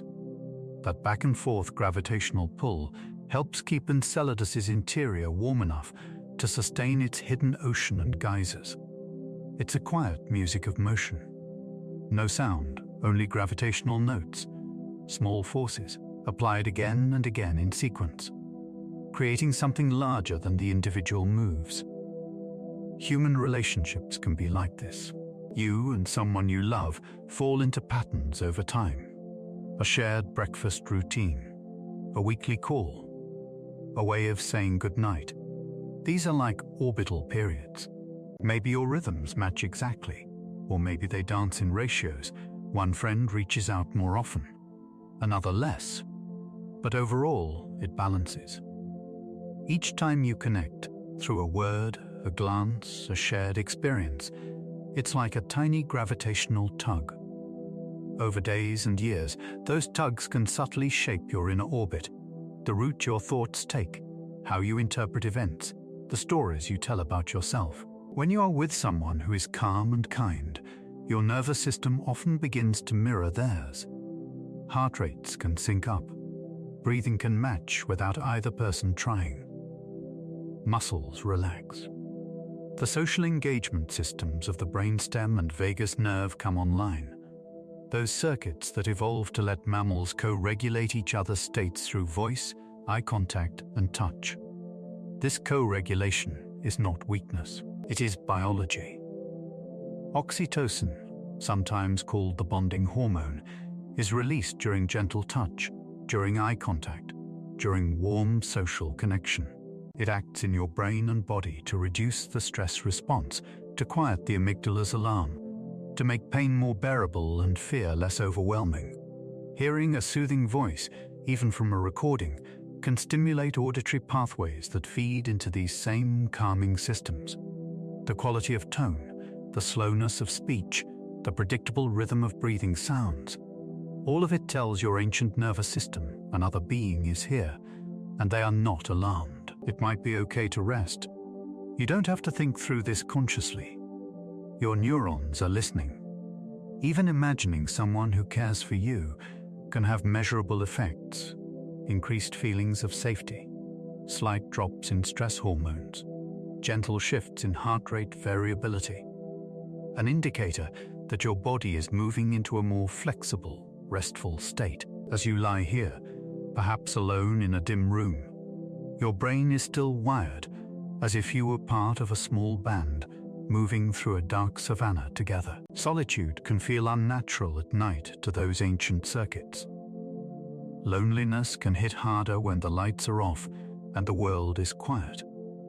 It's normal, in these hours, to crave connection, to wish for a hand to hold, a body nearby, a familiar breath. Nothing about that longing makes you needy or wrong. It is as natural as moons circling their planets. Look again, in your mind's eye, at the Saturn system, at the Jupiter system, at even the far reaches of Uranus and Neptune. Every large planet carries a small community. None of them travel entirely alone. The moons do not orbit in perfect, silent isolation either. They tug on one another, lock into resonances, trade particles, carve waves into rings. Their gravities overlap, creating complex webs of influence. The solar system, in this way, is a mirror of relationship. You might picture yourself now as a planet or a moon. It doesn't matter which. Around you, in memory or imagination, are your own companions. People you love. People who have been kind to you. People you have yet to meet. Even pets, favorite places, books that have held you. They each have a place in your inner sky. Some are close in moons, circling tight, their presence frequent and steady. Others are like distant companions, visiting your horizon only occasionally, but still part of your gravitational story. There may also be bodies that once orbited you and have drifted away. Relationships that ended, people you've lost. Their paths may have moved on, but echoes of their gravity remain. Ripples in your emotional rings. You can let these images rise and fall as they wish. There's no need to make a list. No need to force yourself to feel grateful or at peace. Just notice that, like Saturn with its dozens of moons, like Jupiter with its Galilean satellites, you are not a lone rock flung into a void. You have been met and shaped and seen, even if imperfectly. And right now, even this act of listening is a form of companionship. Somewhere, these words were spoken by a human voice, shaped by a human mind. They travel through circuits and signals to arrive in your ears or eyes at this moment. On another planet, under other circumstances, we could have been two beings sitting together under a real sky, talking quietly about the stars. Your brain does not fully distinguish between the presence of a compassionate voice in the room and the presence of a compassionate voice through a speaker or a page. Parts of it respond anyway: auditory cortex, language areas, social cognition networks, lighting up like small cities seen from orbit. Those lights are your own moons, your own gentle companions inside. Remember the rings of Saturn, made of fragments, held by gravity. Remember the geysers of Enceladus, hidden oceans finding a way to express themselves. Remember Titan's alien rivers, weather entirely different from your own, yet still part of a balanced cycle. Remember Io, Europa, Ganymede, Enceladus, Dione, moons locked in silent symphonies of orbit, their tides and heat shaped by the repeated touch of each other's pull. You are shaped by pull too, by the soft weight of a blanket, by the kindness of a stranger, by the memories that orbit your heart, by the presence, real or remembered, of people and places that make you feel more like yourself. As your breathing slows, you might imagine that each inhale is a small approach toward the ones you love, drawing near in your inner sky. Each exhale is a gentle drift back outward into your own orbit again. Near, far, near, far. A tide of connection that does not require words. You do not have to fix your loneliness tonight. You do not have to solve the riddle of every relationship you've had. For now, it is enough to know that even in the cold reaches of space, nothing large travels completely alone. Rings, moons, and companions gather around mass and movement, around shared history. You are part of such a gathering, even if you can't always feel it. As we drift onward, later, into the even darker edges of the solar system, you can carry this knowing with you, that orbits are often shared, that gravity can be another word for love, and that being held as a moon by a planet, as a hand in another hand, can be one of the most quietly comforting forces in the universe. From the soft companionship of rings and moons, let your awareness begin to drift outward again. We've lingered in the glow of Saturn's halo, watched small worlds circle their giants in quiet choreography, felt the pull and release of orbits that share their gravity. Now, gently, like someone taking a step back from a warm campfire to see more of the night sky, we move further into the dark, past Saturn's pale lantern, past Uranus's tilted turquoise, past Neptune's deep blue storms. The great planets fall behind you, one by one, until they are only soft coins of color in the distance. Ahead, there is nothing at first but darkness. The sun itself has grown small, a bright, steady star among countless others. Its warmth, once a firm command, is now only a faint suggestion drifting through the cold. You are entering a different kind of space. Far beyond Neptune's orbit lies a vast, dim realm sprinkled with ice and rock, the Kuiper Belt, a broad ring of small, frozen bodies encircling the sun, like a distant, ragged echo of Saturn's rings, but on a scale so huge that each fragment is a world of its own. Here move the dwarf planets, Pluto, Eris, Haumea, Makemake, and countless smaller companions, round, lumpy, elongated, tumbling slowly through paths that take centuries to complete. They are distant embers at the edge of the sun's reach, each one carrying its own small story in rock and ice. Imagine gliding toward one now.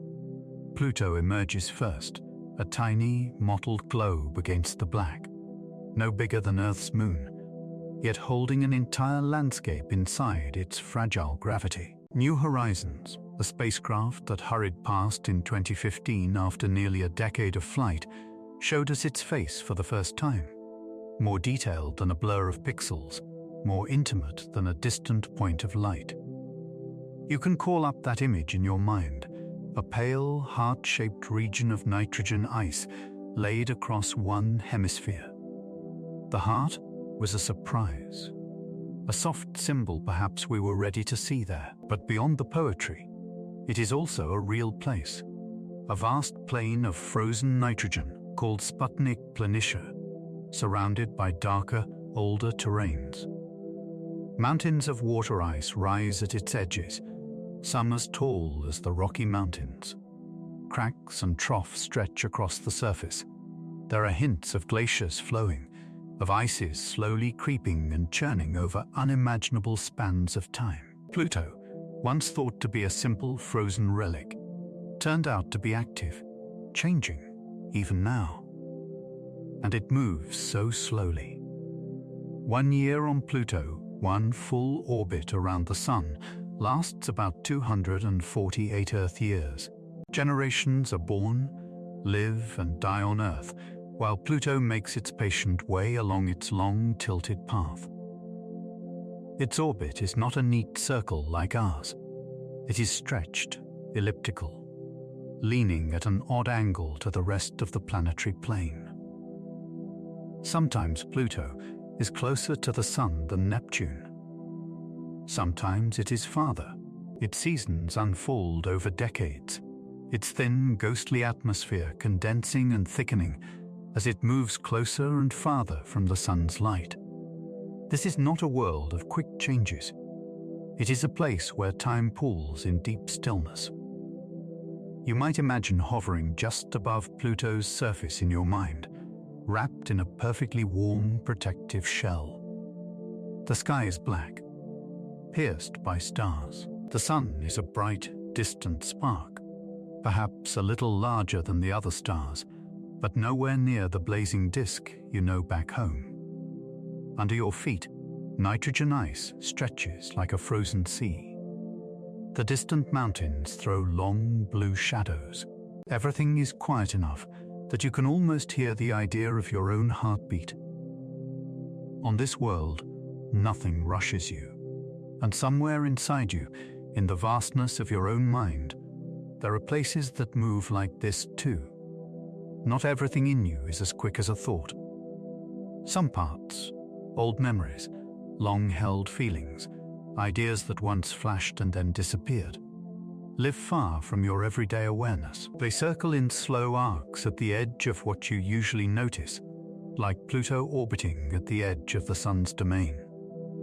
Psychologists and neuroscientists sometimes talk about the unconscious, not as a haunted cellar full of monsters, but as a deep, wide ocean of processes and patterns that move outside the beam of your conscious attention. You cannot hold them all in the spotlight of your thinking at once. Your working memory, the stage of your mind, is simply too small. So experiences sink and settle. Not gone, but stored. Some of them rest in the hippocampus, the brain's librarian for new episodic memories. Others are woven into networks of the cortex, changing the way you recognize faces, or interpret a tone of voice, or walk through a doorway. Some leave traces in the amygdala and other emotional circuits, tuning the way your body responds to certain cues. You don't feel all of this happening. You can't. It would be like trying to be aware of every grain of ice in Saturn's rings at once. So your inner solar system, like the real one, has an outer belt.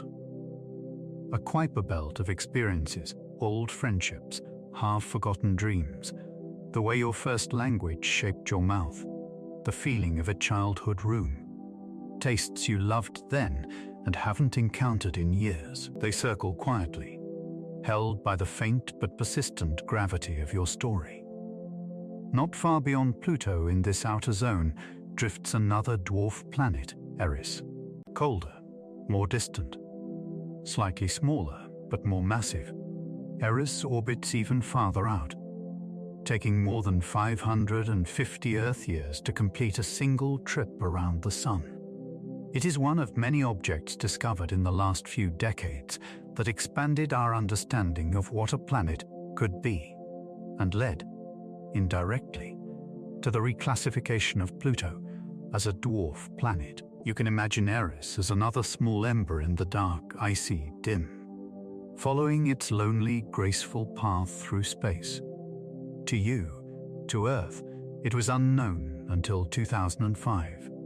It had been there for billions of years, but only recently did a small flicker of reflected sunlight reach a telescope and reveal its presence to human eyes. In your own life, you may have had experiences like that, parts of yourself that were always there, but that you only recently saw clearly. A passion, a fear, an identity, a way of loving.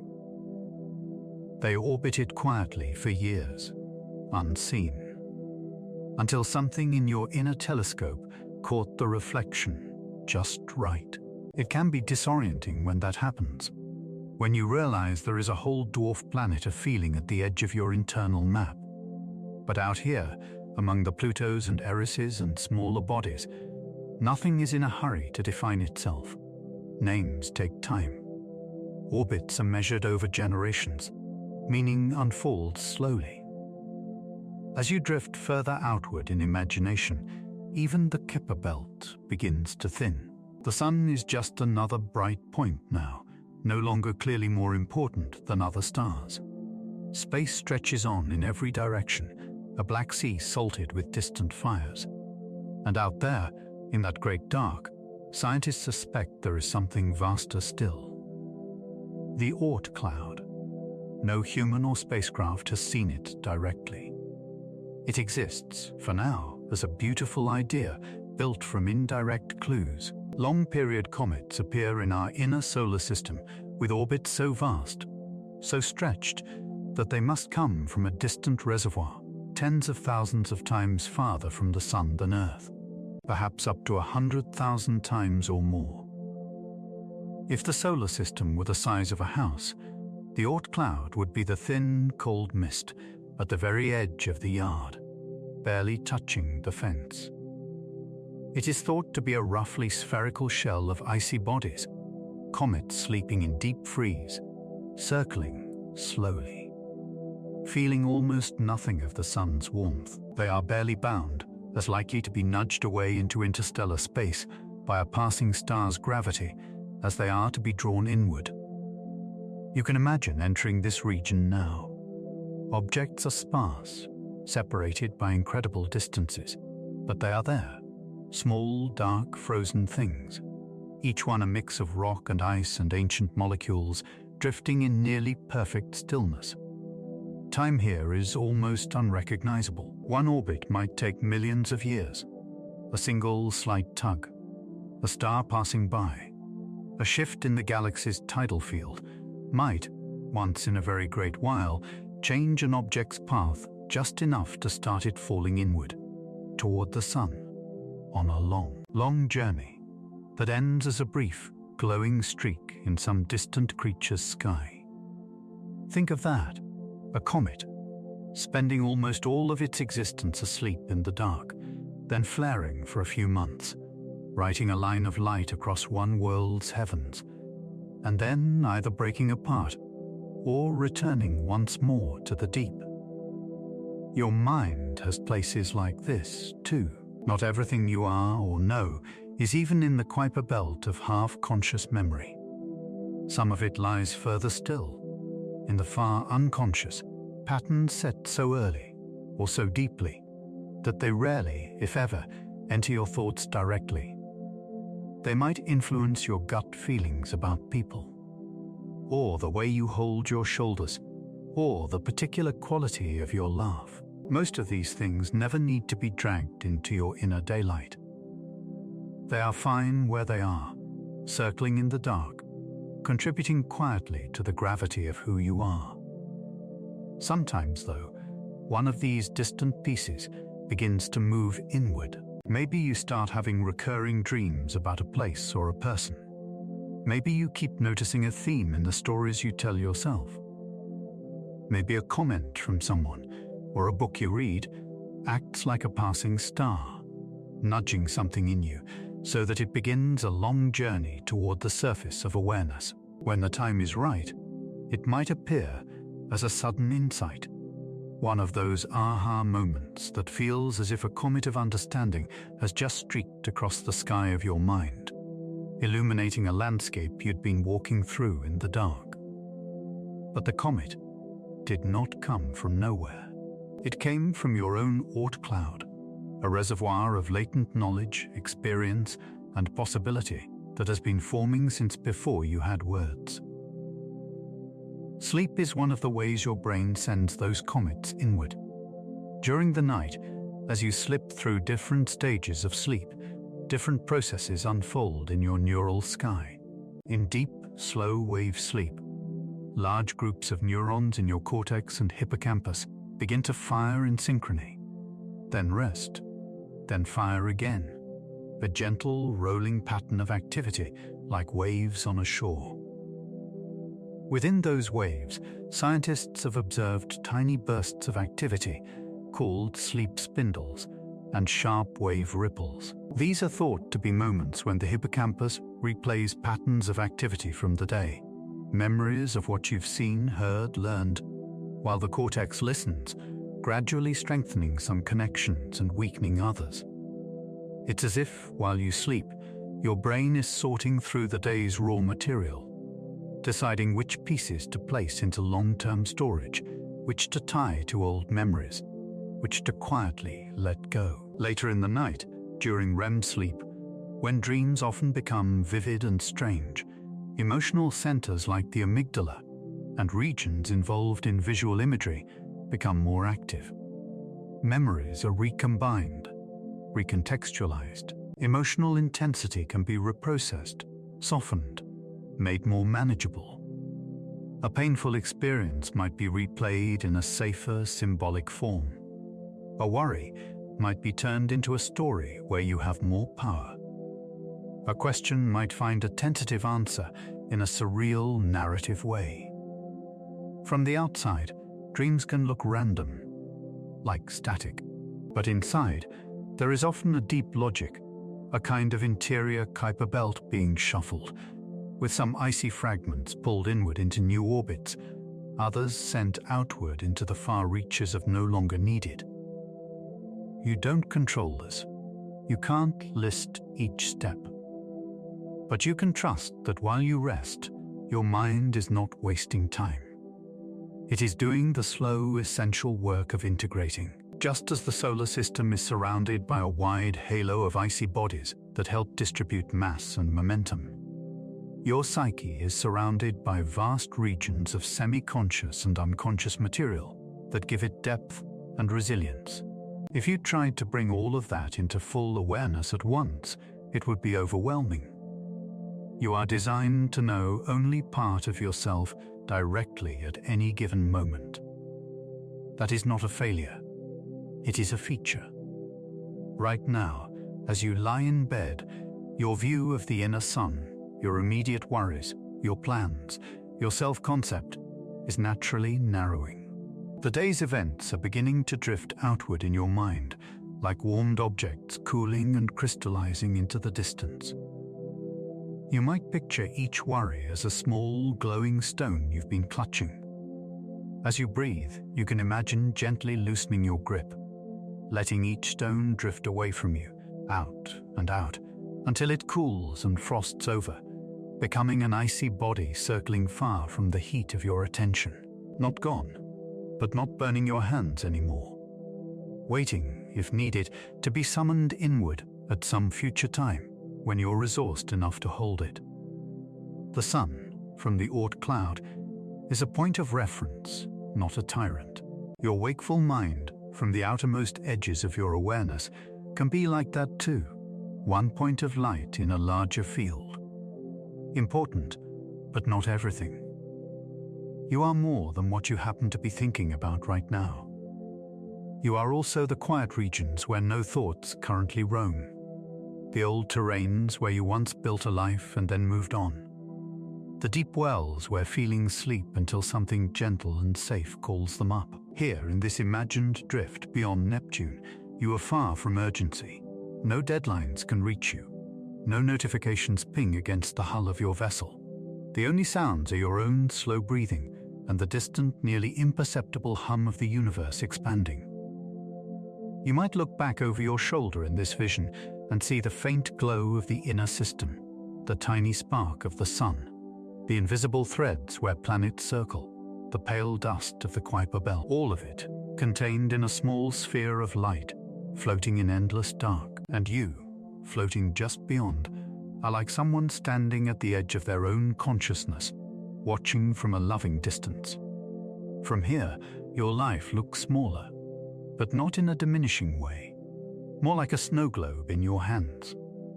You can see the swirling glitter of experiences inside, the joys, the sorrows, the ordinary Tuesdays, and you can feel that while they matter deeply, they are not the whole of reality. There is more space around them than you usually remember.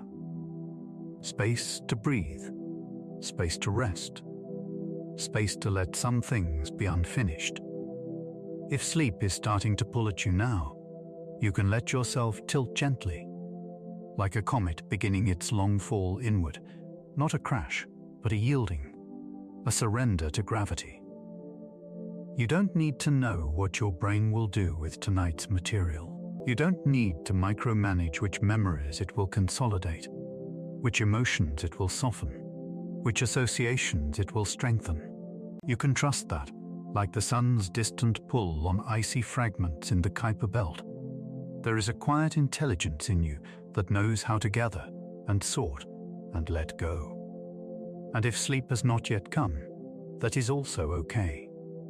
You can simply float here a little longer, in your inner Oort cloud, watching the sun as a delicate point of light, feeling your worries cool around you into distant, manageable shapes. You can let your awareness expand and contract with your breath, sometimes close, sometimes far, without demanding that it be any one place. You are allowed to have unlit rooms in the house of yourself, closed drawers, far-flung comets. You are not required to turn on every light tonight. For now, the dim, icy realm beyond Neptune holds you softly in imagination. Dwarf planets turn in the dark. Comets sleep, waiting for distant, gentle nudges.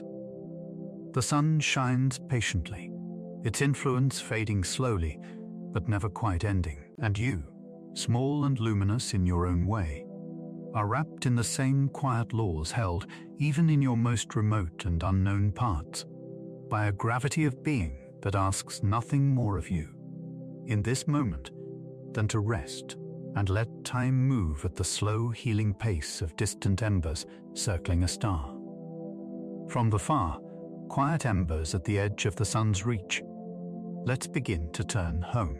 You can imagine yourself drifting there still, among distant, sleepy comets and frozen dwarf planets, the sun no more than a bright point in a sky full of bright points. You have seen the solar system from the outside now, its orbits like threads of light, its worlds like beads, its storms and rings and oceans of cloud. Now, as softly as a thought returning after a long daydream, you start to move inward. The sun grows, very slowly, from a star to a small golden coin. The outer giants reappear one by one in the distance. Neptune, faintly blue, Uranus, tipped and pale, Saturn with its shining rings, Jupiter with its marbled face. You pass them like familiar landmarks on a long journey home. Closer still, the inner planets come into view, circling in their tight, patient orbits. And there finally, you see it. A small, bright marble of blue and white. Earth, after wandering through so much darkness and distance, this sight carries a different tenderness. This is not just a planet now, one world among many. This is where your story is happening. This is the place that has been holding you all along, every moment of your life.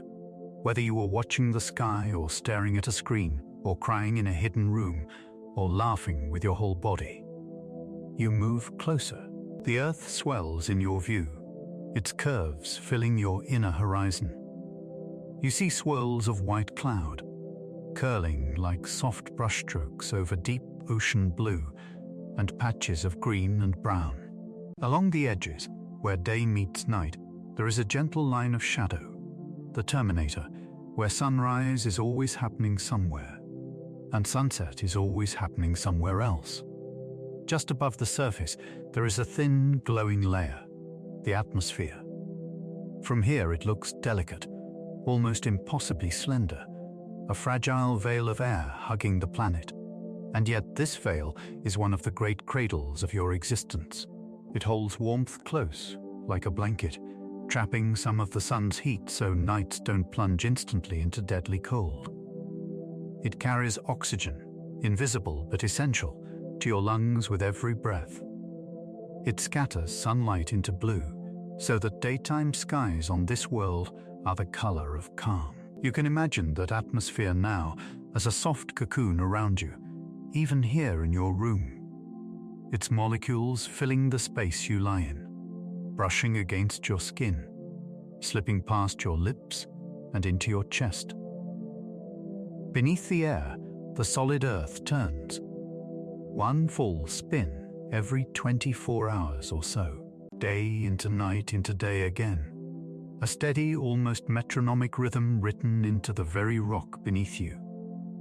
You don't feel that motion, because it is so smooth, so patient, so constant. But as you lie here, without moving at all, you are in fact traveling in a wide circle at hundreds of kilometers per hour, carried along by the turning of your planet. That spin is one of the reasons you can rest.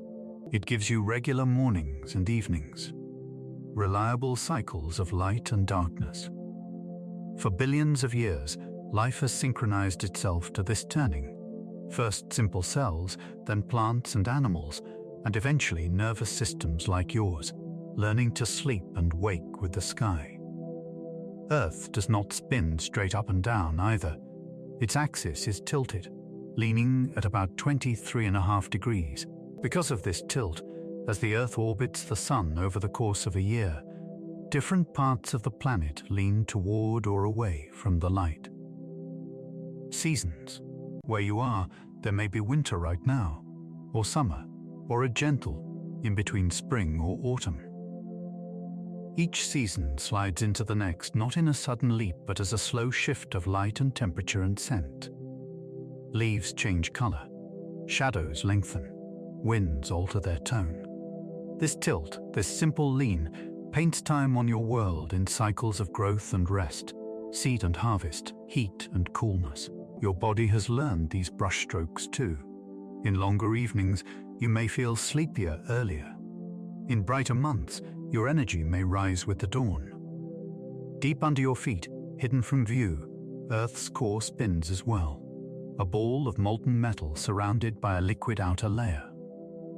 The movement of this molten iron generates a magnetic field that extends far into space, a vast unseen bubble called the magnetosphere. You can imagine it as a protective, invisible cloak around the planet, diverting charged particles from the sun's wind, guiding them harmlessly around Earth or funneling them toward the poles, where they paint their presence as auroras, curtains of dancing light in the high-latitude skies. Without that magnetic shield, the solar wind might strip away the atmosphere over time, as it did on Mars. But here, around your softly spinning home, the field holds. Quiet, reliable, guiding dangerous particles away before they ever reach your skin. So many layers of protection you never see, the magnetosphere deflecting radiation, the atmosphere absorbing dangerous sunlight and burning up meteors into bright streaks before they can strike, the ozone layer filtering ultraviolet light as you lie here in the dark, perhaps worrying about things very close to your life. A conversation, a bill, a memory. It can be oddly soothing to remember that there are planetary and cosmic forces working all the time to keep your world habitable. Not for you personally, of course, but for life in general. And you are part of that life. The same sun whose gravity guides the planets in their orbits also guides something small and intimate. The timing of your sleep. In your eyes, buried among the cells that see shapes and colors, is a special set of light-sensitive cells that don't care much about images at all. They care about brightness. They respond especially to the cool blue rich light of morning and midday. When that light falls on them, they send signals along a highway of nerves to a tiny region deep in your brain, the suprachiasmatic nucleus, or CEN. You might think of it simply as your inner clock. Each day, this clock listens to the story that light is telling. How bright, how dim, how long the day is. It updates its sense of time, adjusting your internal rhythm to stay close to the external cycle of sunrise and sunset. From there, the message spreads. In the evenings, when light fades and darkness grows, your brain begins to release more melatonin, a hormone that whispers through your tissues, night has come. It's time to wind down. In the mornings, as light returns, levels of another hormone, cortisol, tend to rise, helping you wake, alert and ready to meet the day. These cycles are not simple on-off switches. They are more like waves that rise and fall, overlapping, melatonin building as cortisol wanes, then later receding as cortisol gently crests again. Together, along with many other signals, they shape your feelings of sleepiness and wakefulness. They do not always line up perfectly with your life. Artificial lights, screens held close to your face late at night, irregular bedtimes, shift work, jet lag, stress. All of these can confuse your inner clock. It may think it's still early when you want to sleep, or it may be nudging you toward rest when you feel you must stay awake. It's normal then to sometimes feel out of sync, to lie awake when your body seems tired, to feel drowsy in the middle of the day, to wake at 3 a.m. with thoughts buzzing as if the sun has risen inside your skull.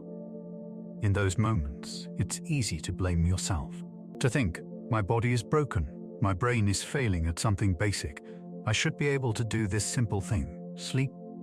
But from the planet's perspective, you are not separate from its rhythms. You are a small, complex outgrowth of them. Your body is not an enemy. It is an ecosystem that is constantly, tirelessly trying to recalibrate, matching its cycles of hormones, temperature, and alertness to the clues it gets from light, from food, from movement, from emotion. Sometimes the clues are mixed. Sometimes the signals get crossed.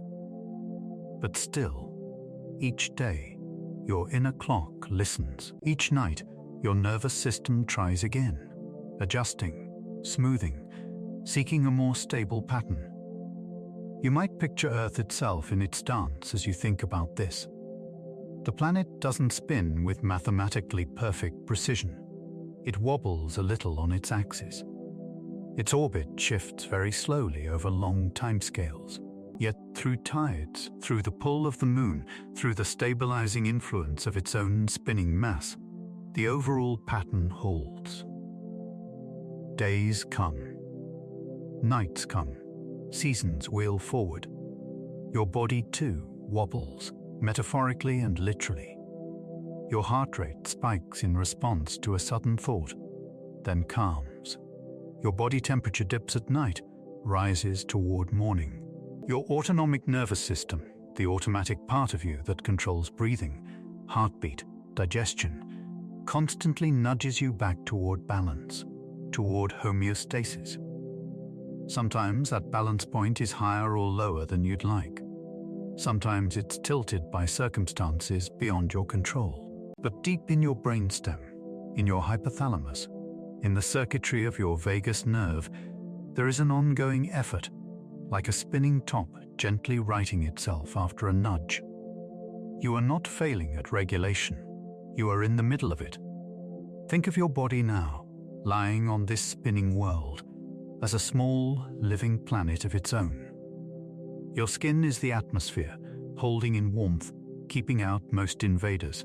Beneath it, rivers of blood flow, carrying oxygen and nutrients like currents in an ocean. Your organs are continents of specialized activity, liver, heart, lungs, each with its own climate and industry. Trillions of tiny citizens, cells of your own body and bacteria of your microbiome, go about their business. Some build, some clean, some defend, some communicate. Electrical storms sweep across the landscape of your brain in tiny, regulated flashes, like distant lightning in a night sky. All of this is happening right now, in you, without your needing to command a single process. You are not a detached mind riding on a lump of flesh. You are a whole living world shaped by gravity and chemistry, by genes and experience, by sunlight and seasons. And the material you are made of, every bit of it, came from stars. Long before Earth existed, massive stars lived and died. their cores fusing hydrogen into helium, helium into carbon, oxygen, and heavier elements. At the ends of their lives, some exploded as supernovae, scattering those elements into space. Carbon that would one day be part of your cells, calcium that would strengthen your bones, iron that would color your blood. Clouds of this stardust, enriched and stirred, collapsed under gravity into a new system. Our sun, its planets, their moons, their rings. Over aeons, on one small world in a habitable band, liquids pooled, atmospheres stabilized, molecules learned elaborate new dances. Eventually, some of those molecules began to call themselves I. Tonight, that I is you, a consciousness woven from stardust and seawater and sunlight, lying on a bed on a little spinning planet, listening to stories about the sky. When you feel alone, it can help to remember this chain. You are not an intruder in the universe. You belong here as much as any moon, any storm, any ring of ice. Your nervous system is an expression of the same physical laws that guide the planets, the same patterns of rhythm and feedback and return.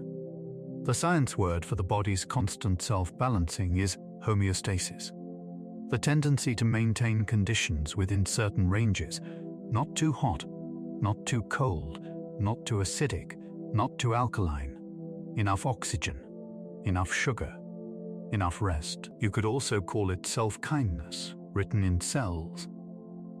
When you are too hot, you sweat. When you are too cold, you shiver. When you are too frightened for too long, your body eventually grows tired and looks for ways to soften the load. A deep sigh, a cry, a need to lie down. Even anxiety is, in its strange way, an attempt to protect, a system trying to anticipate danger before it arrives. Tonight, you don't have to fix all of that. You don't have to optimize your circadian rhythm or align perfectly with the textbook ideal of sleep. If you're awake while listening, noticing every sentence, that's okay. If your awareness is already blurring at the edges, drifting in and out, catching only fragments, that's okay too. Your brain will take what it needs. You might feel the bed beneath you now as a small, stable piece of Earth's crust. Solid, carrying you as the planet turns. The pillow under your head as a little cloud in the atmosphere. The blanket as a personal version of that thin blue veil of air that holds warmth close. You are nested in layers of support. The room, the building, the ground, the spinning planet, the magnetic field, the orbit around the sun, the galaxy around that. Each layer, in its own way, offers a kind of cradle. We often think of sleep as something we do alone, shut away from the world. But you are never truly separate. Earth's rotation will gently carry your side of the planet into deeper night, whether you participate or not. Dawn will approach on its own schedule, the light outside your window slowly changing.